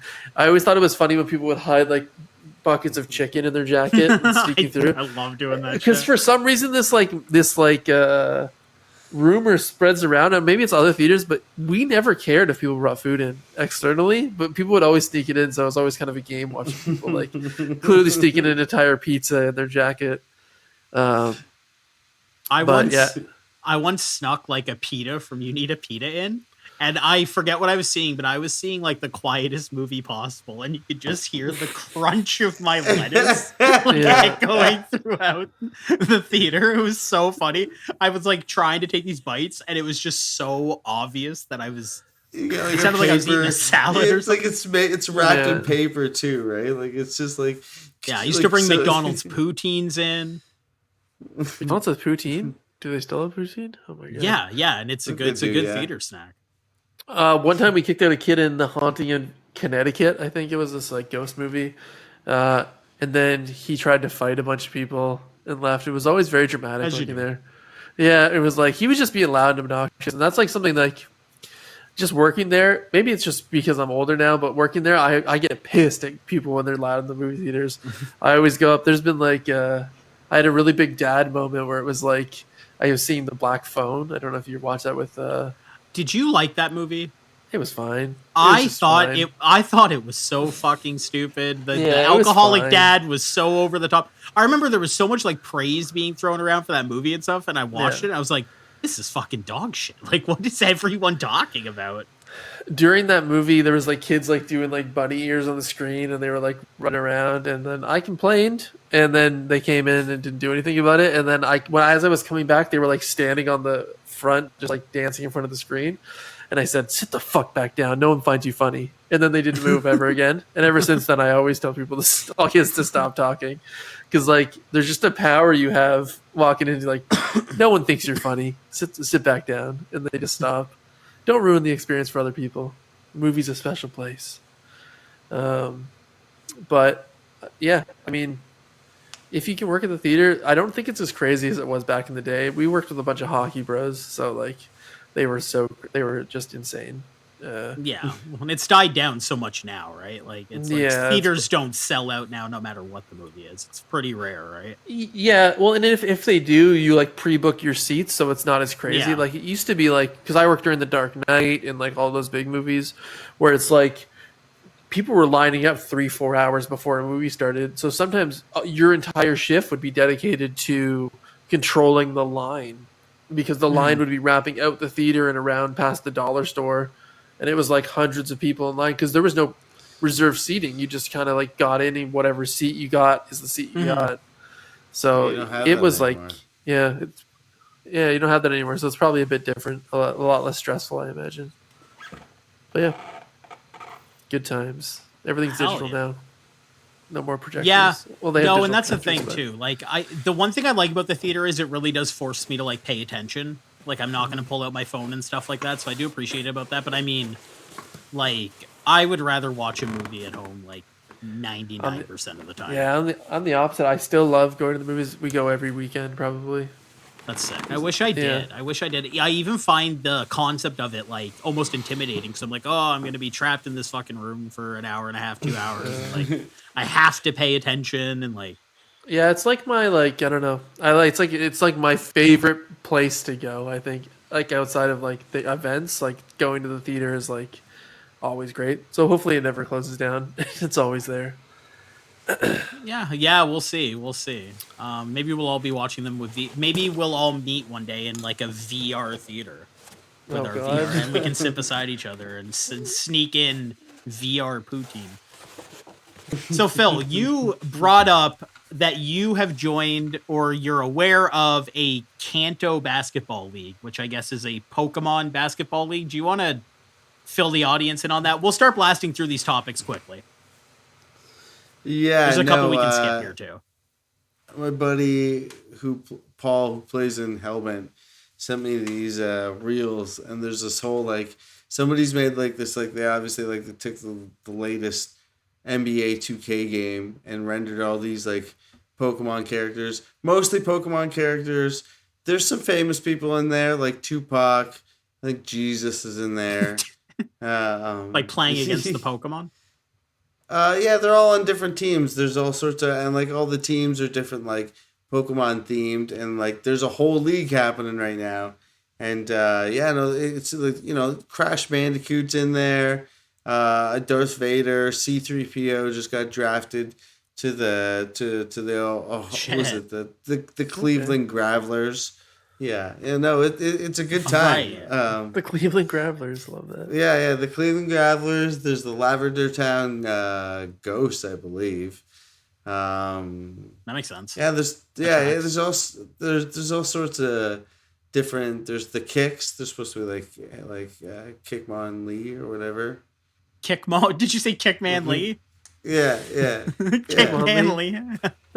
That's his name, right? Kickman Lee. Hell yeah! And is there footage of that I can put on for the audience? Oh to my see? god, there's so much. Like, are they fully rendered basketball games? Oh yeah, they upload like 3 times a day. There's a whole league happening right now.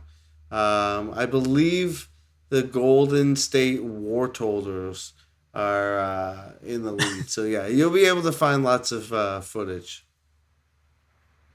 Okay, hell yeah. So, I don't even know what to say about that. It's such an interesting thing to find out that exists. So thank you for that. Oh, it's such a fun lead to follow. Yeah, maybe we'll flip the channel up and we'll start covering the Kanto Pokemon. How many people could really be covering it?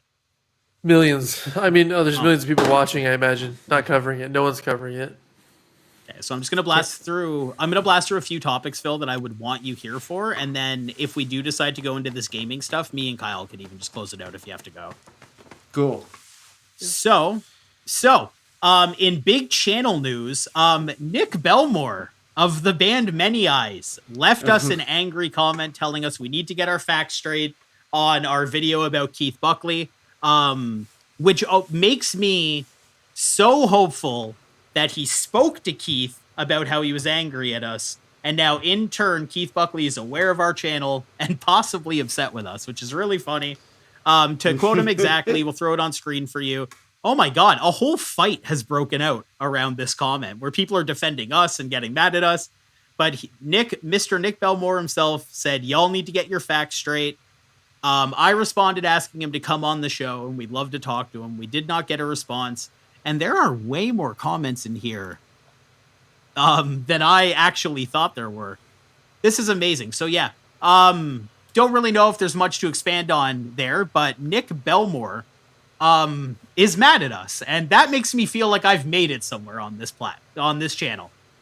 This platform has allowed us to piss off the drummer of one of my favorite vocalists of all time. Yeah, that's great. That's you've made it, and you know, it's sad to see the way things have gone with Keith Buckley. Well, yeah. So let's get into that quickly then, and I'll let you get into it first, Phil. Phil, have you listened to the Many Eyes album yet? Oh yeah. Okay, what are your thoughts? We haven't talked about it with each other at all. I listened to it for the first time today, actually. So I'm interested to hear your thoughts on the Many Eyes album. Yeah. It's not the greatest Keith Buckley project in the vast majority of all the things, right? If you're talking DM things and like all of Etid's discography, this is probably at the bottom of the records. There's some cool stuff happening in the records. There's some stuff that's really stale. If you're a big fan of Keith, maybe you'll go for it.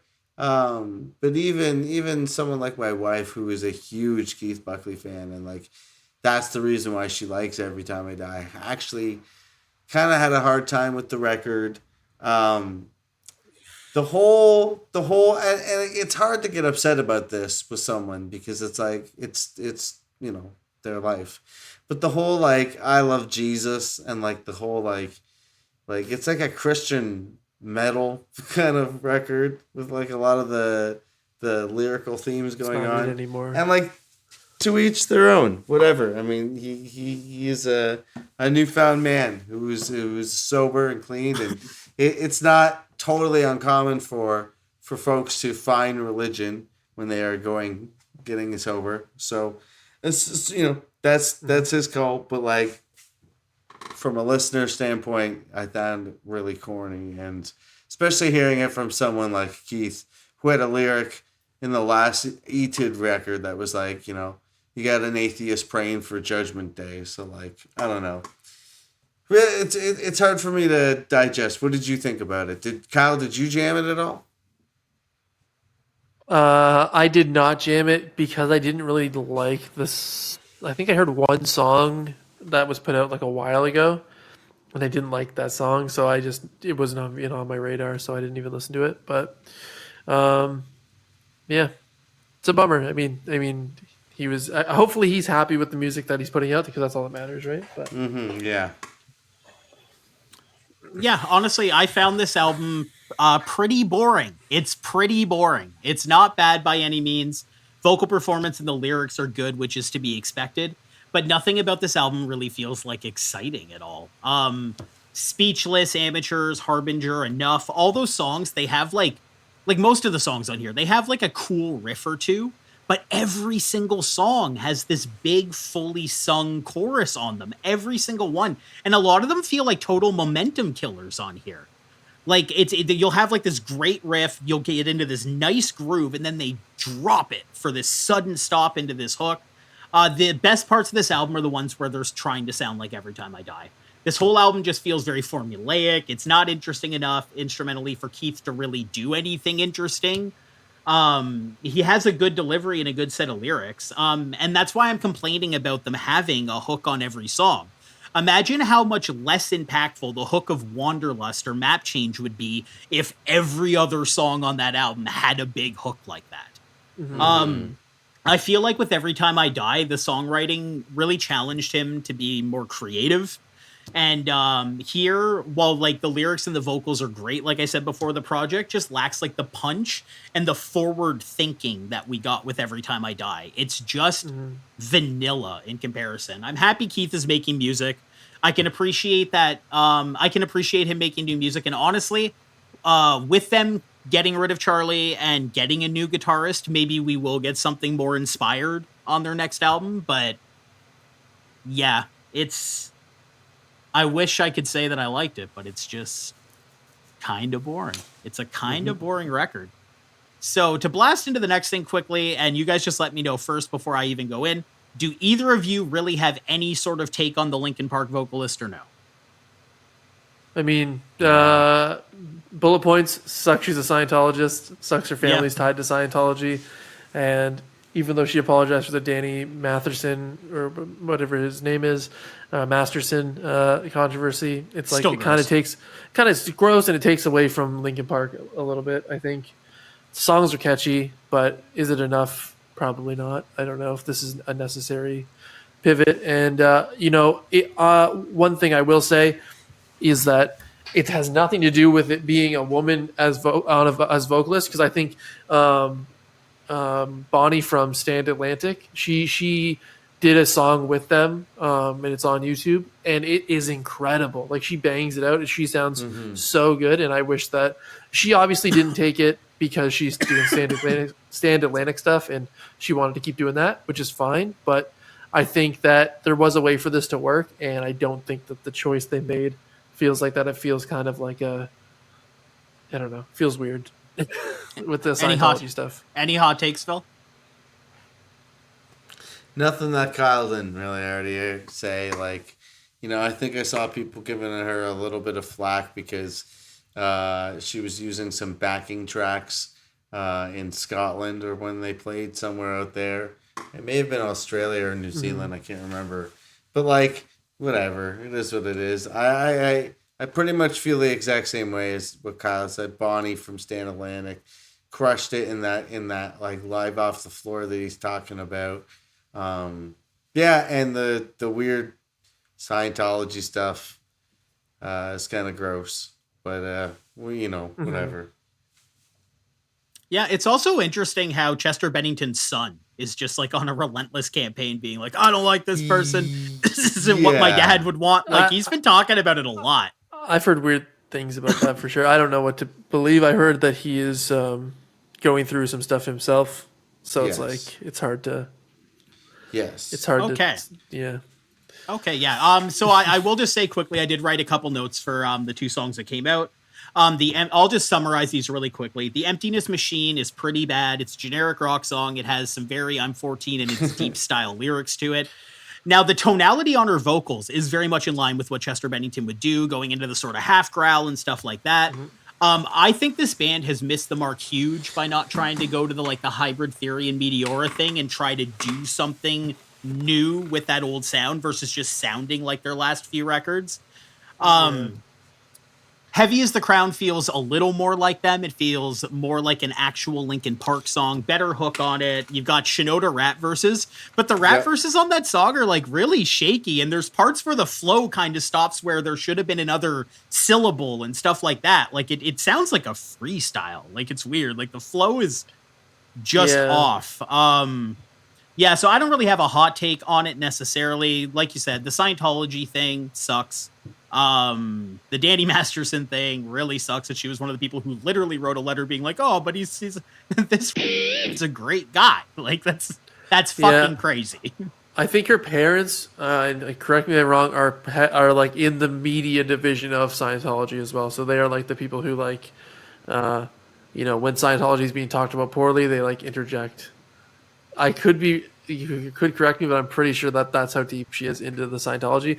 And I guess it could be seen that song, the first song that came out, is seen as a singing about leaving Scientology. But I don't know if she's left Scientology. The lyrics do kind of read like you're being forced into something that you didn't see yourself in, and it does kind of read like a leaving Scientology song. But I don't know if she left. I don't know if she's still in. I actually just don't have that info, but to me the lyrics seemed vague to me. The Emptiness Machine, I just got so much 14 and I'm deep from yeah it's unfortunate. I mean, Linkin Park always gets that though. If you look back at every release, there's always fans that go this isn't what Linkin Park sounds like, so we'll see what the whole album sounds like. Okay, so this will be the last topic that you would need to be here for, Phil, I think. And then, Kyle, if you need to leave, you can. But if you wanted to go through a few more topics after he leaves, we can do that as well. But we'll blast these out quickly because I want to hear Phil's answers on here. Let's get into favorite albums or songs that have come out recently. Yeah, cool. Yeah. We can get into that. I've been listening to Candy just put out an EP. It's about 15 minutes long. They're an interesting band. This EP is very HM2, very Harm's Way, Power Trip even. But they've taken, specifically in Eyeless by Slipknot, that very beginning backing beat. I don't know what you want to call that. They've somehow taken that element, and Candy is out kind of peppered it throughout the music. It kind of even reminds me of how Code Orange did it with the last record, Underneath, where it was just kind of this electronic stuff was kind of placed kind of tastefully. So yeah, this Candy EP is super sick. It just came out on Friday, the one that just passed.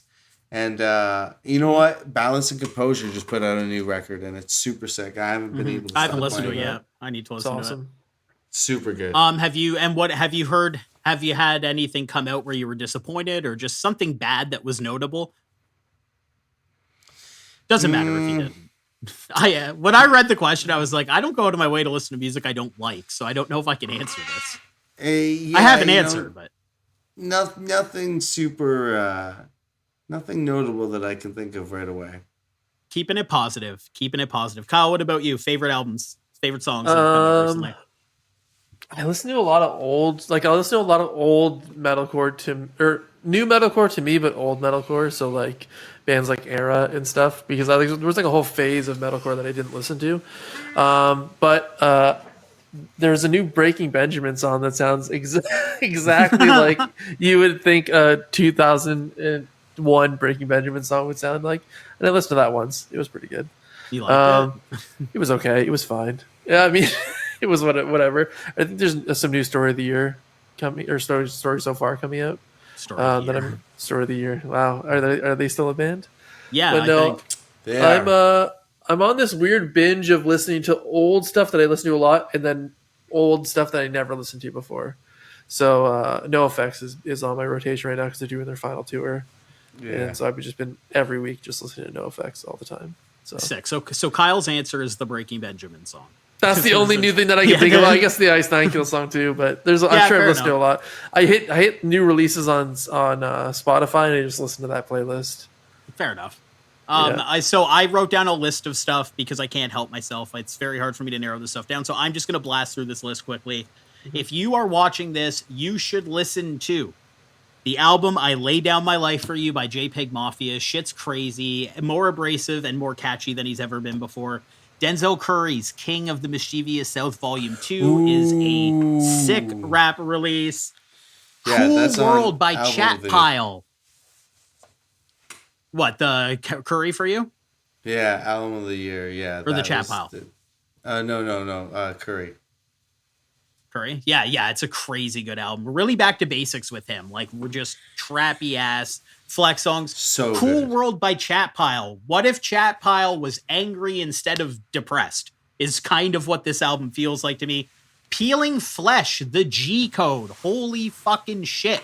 Thrones album Excessive Guilt is a bunch of fun. Every Bridge Burning by Nails was such a good comeback.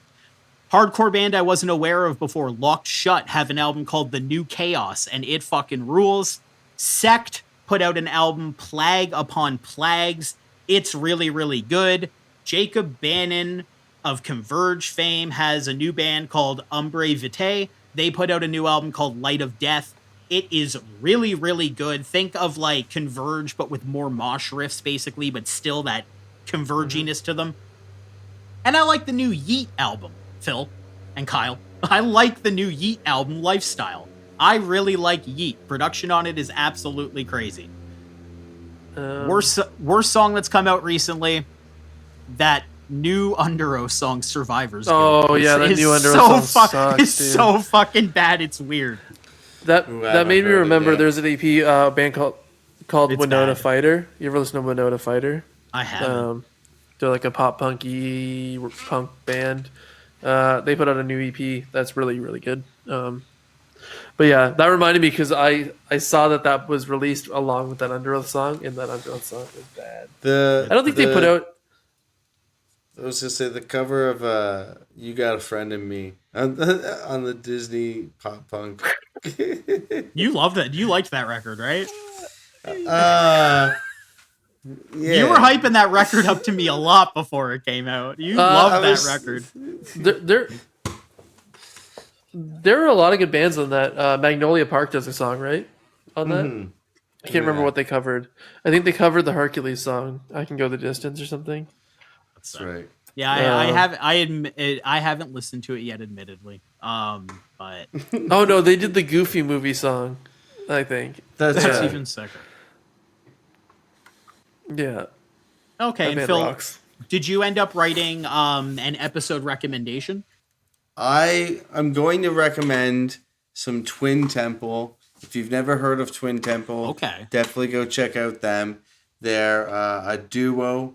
They do satanic doo-wop, especially suiting for Halloween themes. They do great songs. It's super cool. Really interesting music. And it's, I think everybody will get into it. Very witchy vibes. You could sell it to pretty much anybody. Nice. Yeah, have you heard Twin Temple? Phil? I have not. No. They sound like an old school doo-wop band, but all the lyrics are satanic, and it's like really charming and fun, actually. prepare for that's it cool. to be like yours and Adele's new like Halloween, because it's really good stuff. Honestly, I'm sure, I guaranteed like check it out. Adele would like, you can almost sell it to like a lot of, I don't want to say like a lot of chicks dig it, but like it's like it's a bro. it's like it's really appealing to like a lot of people, and it's super cool. That's awesome. Oh yeah. Do you have a recommendation? I don't know if you saw it on the list. Sorry, I should have brought more attention to it. That's okay. No. A band that I always bring up that I think they're pretty popular, but Creeper. I don't know if you're listening to band Creeper. They're kind of like an '80s goth punk rock band. They have an album called Sanguivore, and it's so good. It just like '80s synth rock goth vibes. Listen to it. Listen to all their songs. They're so good. Creeper. That's my recommendation. Yeah. Hell yeah. Mine for this episode, we used to say week, and it would just be confusing because we never released on a weekly basis. Doesn't matter. New Jersey blackened hardcore band Tourniquet have an album from 2018 called I Hate the Way This Makes Me Feel. Very dissonant blackened hardcore. It sits somewhere in between like Converge and a band like CU Space Cowboy, I would say, or like Wrist Meets Razor, that sort of like emo violence sort of sound. Yeah, no cleans on this album at all. Barely a non-distorted guitar in here. Just tons of breakdown, shrieky vocals, and murder chords. Highly recommend Tourniquet. The name has 2 periods on each side. They're kind of elusive. It's kind of hard to even find them. But all right, so guys, Phill has to take off. He has to work in the morning, and our recording sessions always take way longer than we anticipate. So we are going to bid you adieu. Adieu. I hope I'm saying that correct. Adieu. Do you have any parting words? And stick around, guys, if you want. Me and Kyle are just going to get into some quick gaming stuff and another topic I had that I'd like to talk to him about. So adieu. Do you have any final words on this first episode of our new podcast, sort of? Happy Halloween!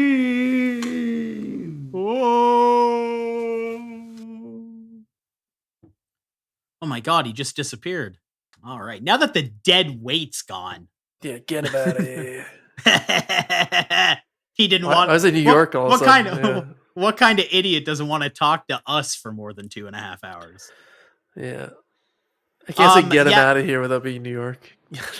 Get him out of here. Hey, I'm filming a podcast here. Okay, so I had some gaming stuff on here. So my first thing I had on the dock here was just discussing movies and games where metal has been used really effectively as part of like the score or the soundtrack. Mm-hmm. Obviously, the go-to answer for most people is going to be the 2 most recent Dooms, right? It's baked so much into the very biology of the game, like the way like every like it captures the gameplay in there perfectly. I did want to ask you, because I'm not sure if you know. I know that there's some controversy with the guy who did the music on Doom, right? Between Doom and Doom Eternal, something bad happened. Yeah, they the studio wasn't as forthcoming with him about for the second one. I guess like the budget was a lot less, and they rushed him with a lot of his like production on it, and they came out and said that he didn't provide the work. They were like trying to slander him publicly about it or something, and then he came with receipts saying like, no, this isn't how it happened. I provided everything. They rushed it, and like it was a whole thing. So I think there was a lot of like internal drama that means they'll never work together ever again on any projects like that, which is disappointing because like that Doom 2016 spawned a genre of metalcore that I don't listen to, but it exists. There's just like it's just like Doom. I don't know what to call it, but every guitar sounds like it's Doom, and there's just the guy singing over top of it, and that's just what exists now. It's crazy. It's interesting that they made that decision as a publisher or like the developer. I'm not who knows who was pulling the strings there, but because they were so aware of how important the music was in Doom 2016. Like they had that thing in the second one where fans could send in like themselves doing vocal noises, and they like edited all the fans' voices like into the game and these layers and stuff. So when you look back at like coverage of Doom, like so many of the videos are just like almost solely talking about how incredible the soundtrack was. So it's so weird that they would rush something that was getting them so much praise. I still like both those games. I really like Doom Eternal. Doom Eternal was fun as hell. Yeah, to publicly like, go like this guy didn't do the work is like kind of gross. Even if he didn't do the work, it's like that's an internal discussion. It's not like a tweet this on Twitter kind of discussion. And the first one was so cool because like the way they weaved it, I was like, it was like a science behind like the how intense the combat was happening in the game. It would like in real time change the soundtrack to be more intense along with what was happening. It's just like to kind of like shovel that in. That's why I never really played. I played the second one like 5 hours maybe. I never beat it, but I feel like the game is the soundtrack. Maybe they hated that a little bit. Maybe it took too much of a front seat there. But yeah. Yeah, I can't think of metal in music without thinking of Devil May Cry, especially Devil May Cry 5. Yep. They really incorporated it really well there. And this isn't like a full song thing, but I love just that guitar note that's hit in Gears of War after you clear a battlefield. It's iconic to me, the damn. Like it just like that is an iconic sound to me. I wish every game had that like indication noise, the way and such a satisfying one in that. So, in Gears. I always feel like this is a fever dream and something that didn't happen, but if I looked it up, I'm pretty sure it did happen exactly like this. So we talked about Breaking Benjamin, new song that came out. In Halo 2 back in the day, there is a section of the game where a full-on Breaking Benjamin song just comes on in that level, and I swear to God this happens. I have to look it up, but I remember it being so epic and so awesome and so intense. So I played the Master Chief Collection somewhat recently, and it's definitely not in there. No, well, hold on. It exists. It definitely exists. It exists. It exists. Hold on, let me just pull it up here. Now, while you're pulling that up, I will mention as well, there is that game Hellsinger that came out, which is like literally like a rhythm game where you're in hell blasting demons to metal music, but I haven't played it, so I can't really.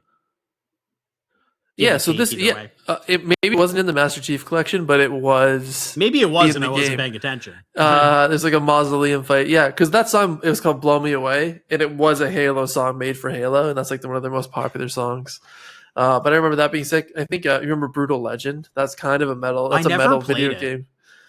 Oh, really? Yeah, it was awesome. Yeah, well, yeah. I think I wanted it to just be a straightforward like action RPG, and then it had those like wasn't there like almost like a Pikmin sort of.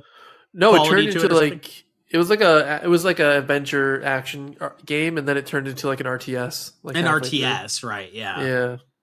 I wonder if it would be worth going back to that game. I find Jack Black kind of annoying. So I'm Steve. You excited for Minecraft? No. It looks insane. It looks. But you know what? Children will like it, and that's the audience. Oh yeah. That I'm almost positive. For. So. Do you have any examples I didn't mention that you can think of off the top of your head where metal's been used really well in Metal Gear Rising or movie? You remember Resurgence? There's like some intense metal. I love that game. I don't remember the music in that, but that does track. God, that game. I love the like revisionist thing that is happening with that game, where everyone realized it's amazing. It was like a bargain bin game when it came out. Like people went to like you see it. I bought it for like $5. Yeah.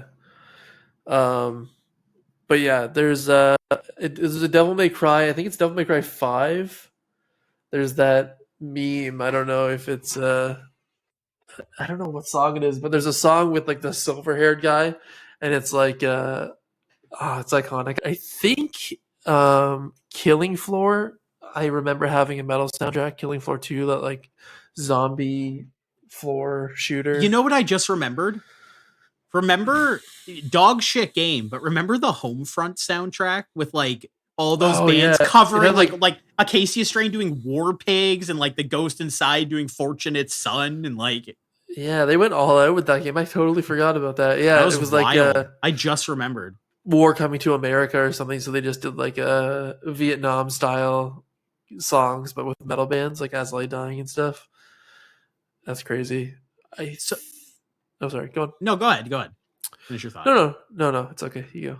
We're good. Okay, well, to quickly wrap up on video game talk then, and then we can get out of here because it's been 3 hours. I wanted to get a chance to talk to you about a game I'm sure you really like. I just feel like it's something I know about you like, but maybe you don't, and the conversation will be cut short. And then also, I really want to just have like a quick discussion with you about the Elden Ring DLC. Because we haven't really gotten to talk about it. So the game so recently, because it was free, I decided to just randomly play the Alan Wake remaster. Okay. And I completely fell in love with Alan Wake. I love that shit. I immediately went and played Quantum Break after. I platinumed Control.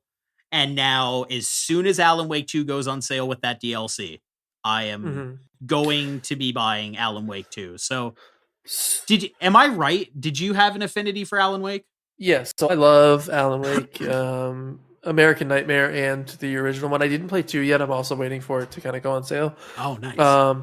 But yeah, Alan Wake was it was just like, it was like survival horror done like really well in the set, like that narration over top of everything, the old like forest town, like reminiscent of like Twin Peaks, the weird, like just the weirdness all around it. It was insanely well done. Remedy's just like such a good studio that like Alan Wake is so good. And I've heard 2 is incredible. I've stayed away from like almost every single spoiler I possibly can for it. Not to side away from Alan Wake, but Quantum Break I thought was not really given a fair shake. I don't know if you played it did you watch all of the episodes in between? Yeah. Like the same thing? Yeah. So good. There's nothing that exists like that at all.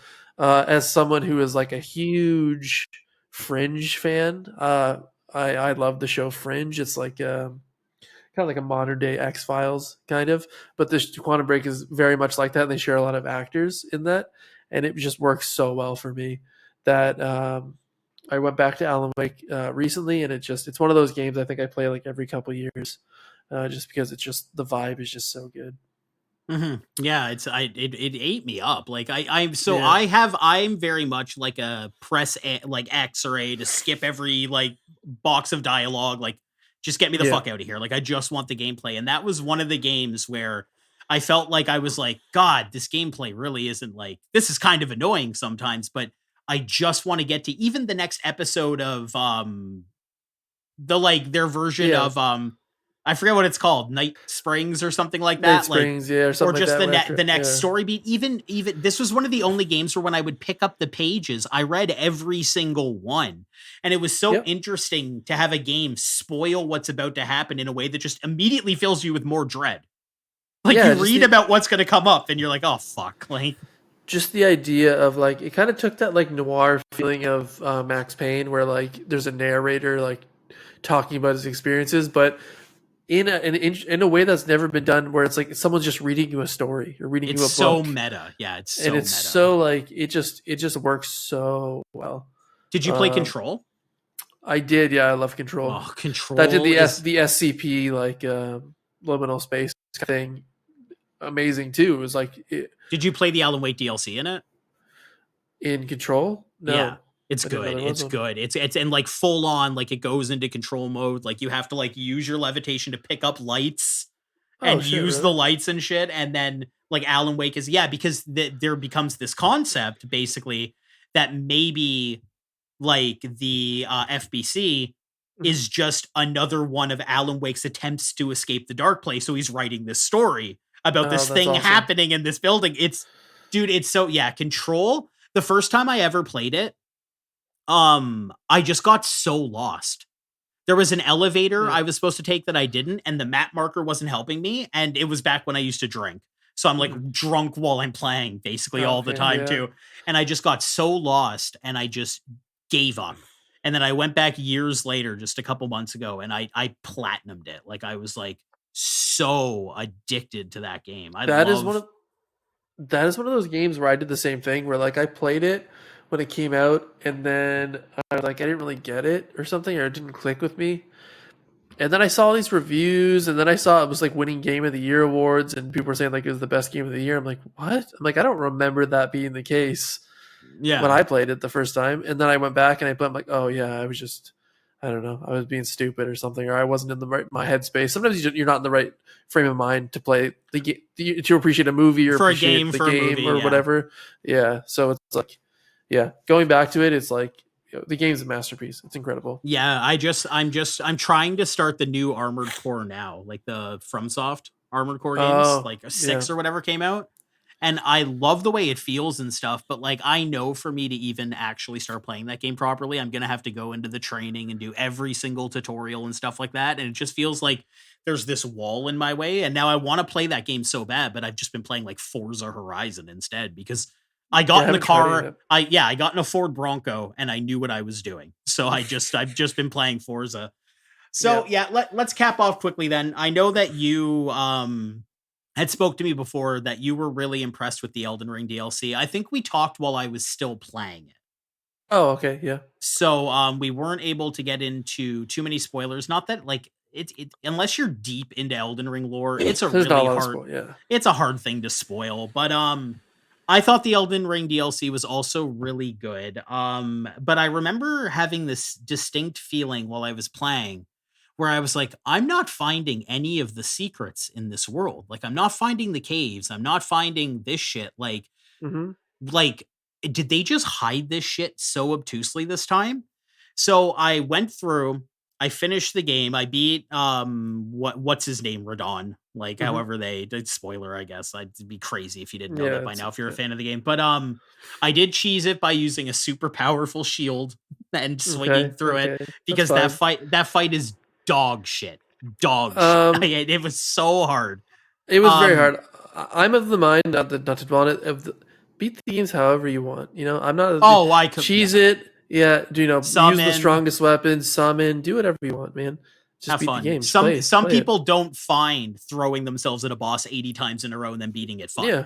I'm not Yeah. one of those people. I'll try. Like in Lies of P, I was kind of forced to do that Yeah. because like you really are limited on. Same with Sekiro. Like Yeah. the only boss I didn't beat in Sekiro was the final one because I'm not. Fuck you guys. I'm not doing this. I stayed there for 6 hours to beat it. Yeah. Exactly. That's just not my idea of fun. But I remember watching reviews after the Elden Ring DLC came out, and it's turned out I wasn't missing the hidden stuff at all.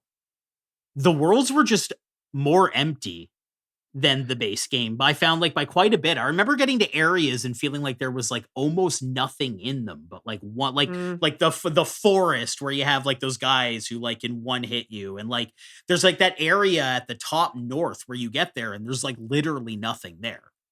Like there's like 2 tree sentinels or whatever. Like Yeah, there's like they had all the jails and stuff, which was cool. But yeah, I feel like the world was like it was. I mean, it's hard to slight it for that because the DLC was so huge. I mean, we got like basically another full game. I spent 40 hours, yeah, playing Shadow of the Erdtree, and this was just a DLC. Normally, Dark Souls DLC is like what we think of as peak Dark Souls DLC is like Ring City. the Ring City, which is like pretty empty as well, right? There's not a lot of things to explore. There's like 4 bosses, and it's like you're done it in about 3 hours. So it's like this is like the scale of the DLC and how many main bosses there are. I feel like That's fair. It feels like more of like an addition to the main game rather than its own thing. And I think because of that, I can forgive it for some of its slights. Like there was still the mysteries around like the big wicker men or whatever and how to beat them, and there was a lot there that I don't know if I would have figured out or bothered doing if there was so much to do, I guess.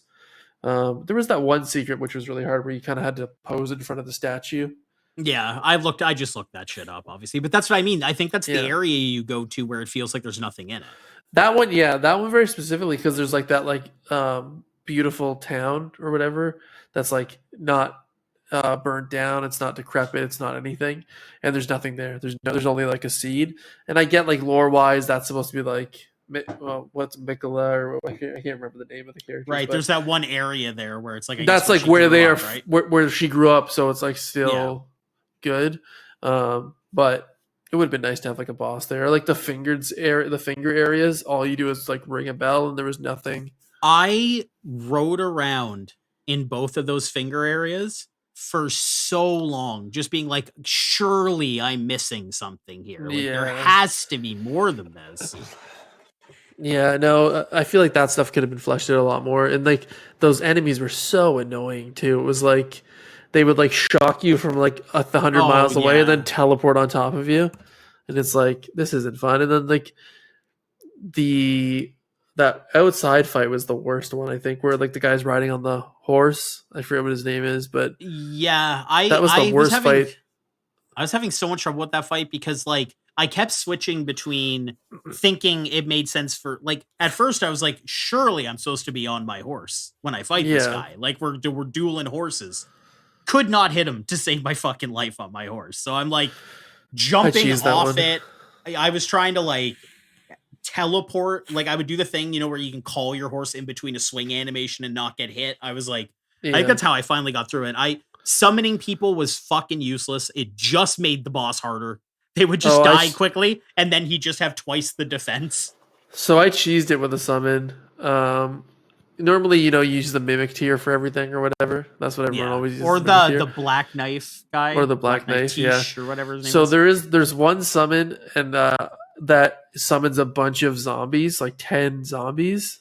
And he just focuses on them. So I leveled them up to max level, and then there's like a little corner. I hid behind the corner and summoned them, and then they'd surround him there and just like trap him against the wall, and I just poked him because I died to him so many times. I'm like, fuck this. I'm just gonna move on, and yeah, it wasn't perfect DLC, but I thought it was great, but it was empty. I agree. Favorite boss? Probably, what was that big dragon called at the top of the mountain that had Bale? like its arm missing? Bale?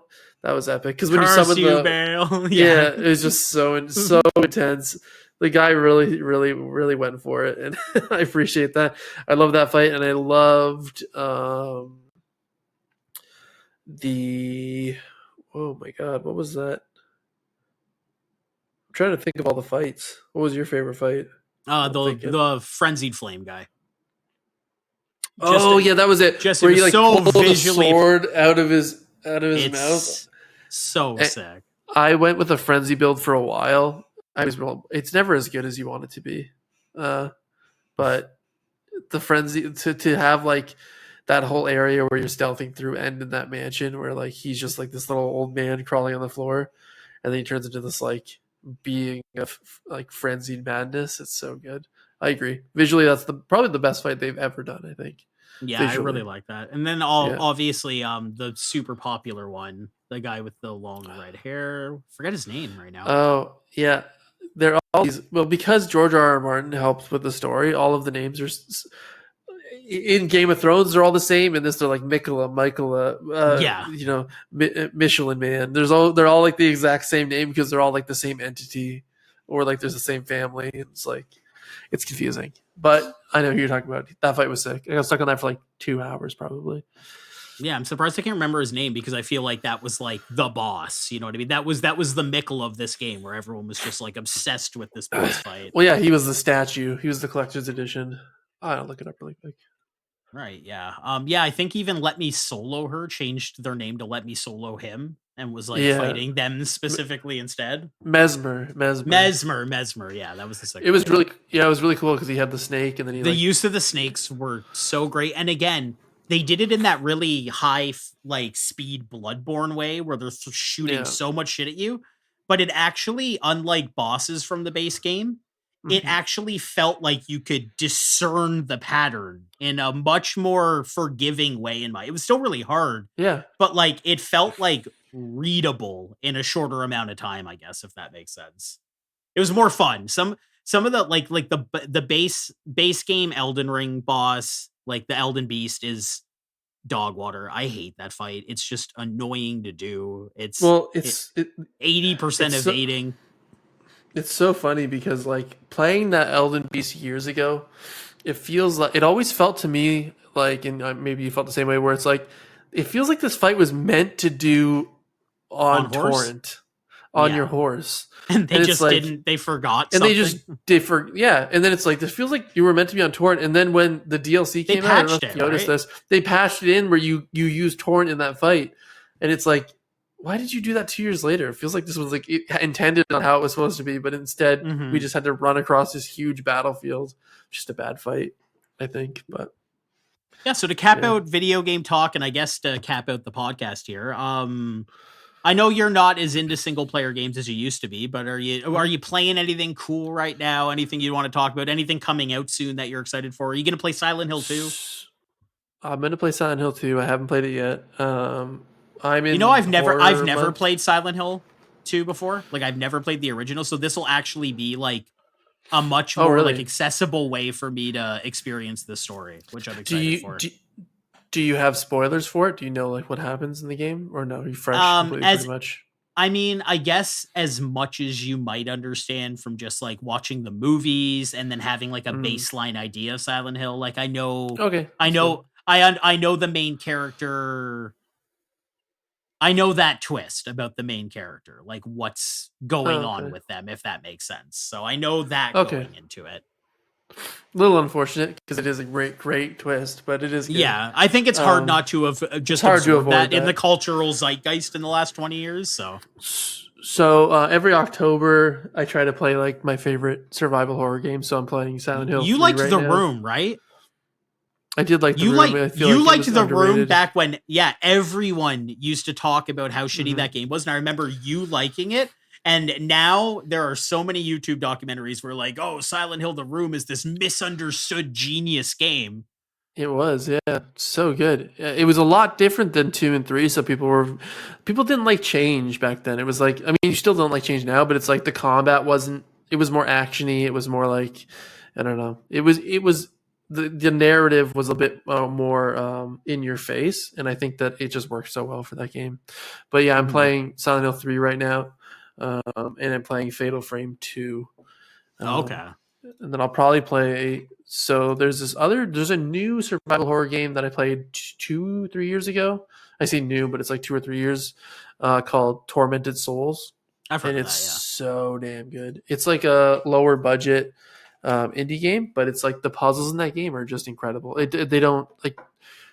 It's rare that a survival horror game is remembered for its puzzles, even though they have so many puzzles. And it's like it reminds me of like Resident Evil 1 or like those kind of like really cool puzzles. The obtuse puzzles. Yeah, I think you can get it for like $5 or something. It's just so good.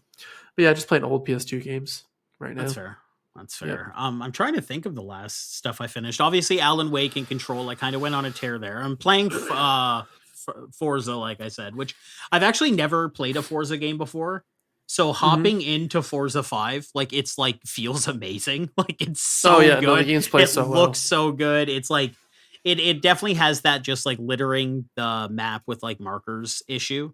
But like I've just find it like I have trouble like going to bed or stopping playing because you're always like after this race, well now I'm closer to this new marker and I'm gonna go like take this out. I'm trying to think of what I finished recently that was story based. I just remember there is a horror game I beat recently, maybe like a month ago.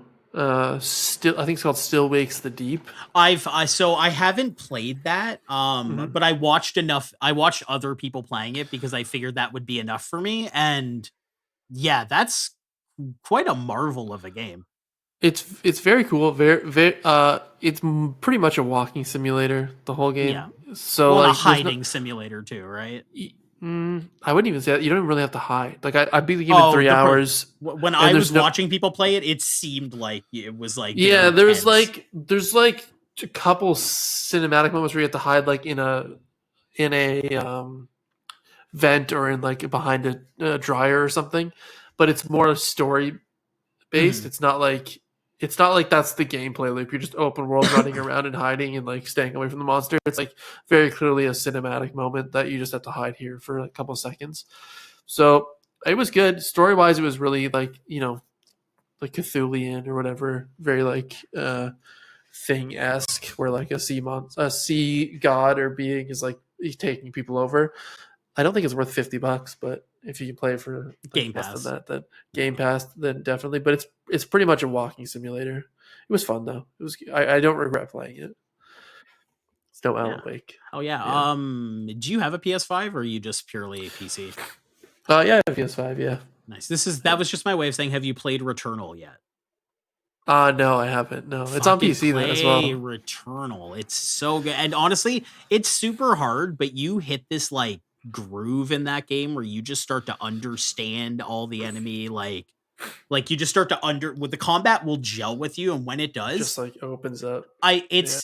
More than any Dark Souls game or even Sekiro, like this is one of those games where I literally the feeling of getting better and trivializing stuff, not through stat upgrades, nothing, pure skill and memory. Like the feeling of getting better at that game. I experienced it in that game in a way like I never had. And it has like those things we like with like the vague storytelling and everything's hyper metaphorical.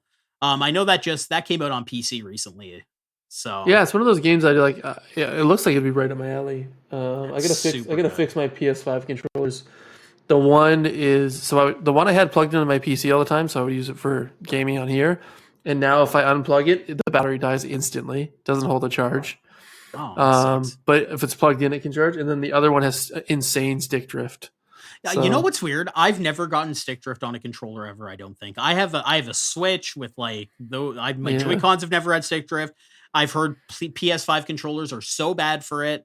Unless I'm just not noticing somehow, you would notice because like you let go of the controller and the camera and it'll move, like, right? Yeah, that's I've never had that once. I guess I've just gotten super lucky. Yeah, it's rough. All right, well, yeah, I can't think of any other narrative driven stuff I've been playing, so we'll cut it there. Kyle, thank you so much for sticking around for now technically over 3 hours. Thank you guys for watching. Phil had to go. He has to work in the morning. I actually have to work in the morning too. And I have to. That's okay. I have to pray to God because we have I work at I don't know if I should be saying I work in the hotel industry. So I can't we have a strict business casual dress code, and I'm really, really concerned that this blue isn't gonna fully come off my face. So I'm gonna go scrub that off. Kyle, thank you for coming on. Phil, you're not here. We said adios. Thank you for coming on. And you, thank you for sticking around and watching this episode of the podcast. What did you think? Let us know in the comments below. We do read them all. Subscribe if you liked what you saw here. Leave a like if you liked it. That makes even more sense, actually. Comments really help with the algorithm. We have a Lander affiliation code. You can go check that out if you are doing some mixing and mastering. And we do have a join button. So if you want to help us out, keep this thing going. We don't make any money doing this. We don't make a dang thing. So you could give us $2 and we could split that. Kyle was on this episode, so we're going to have to split it 3 ways. YouTube's going to take 30%. We will probably work out to about 60 cents each person with your generous donation. So if you want to give each of us 60 cents, hit that button. Yeah. Thank you so much, Kyle. Go ahead. Subscribe. I'm just saying subscribe right here or click the next video. We never have it up there, I don't think. I think as it plays you can put the end card where it's like a square and a circle and one of them is subscribe. And you can put it like right here. Well, we have that, but the thing is that we have them play during a video specifically for that. So okay. Yeah, so don't tell me how to run sort of my channel, Kyle. My channel. I think I've earned my right. It's me and Phil's. I'm the co-owner, I think. I should talk to him before I start making claims like that. Yeah, you should. You're gonna get sued. So did he say wait, did he say something to you? No. Oh no, Kyle, did he say something to you? Kyle.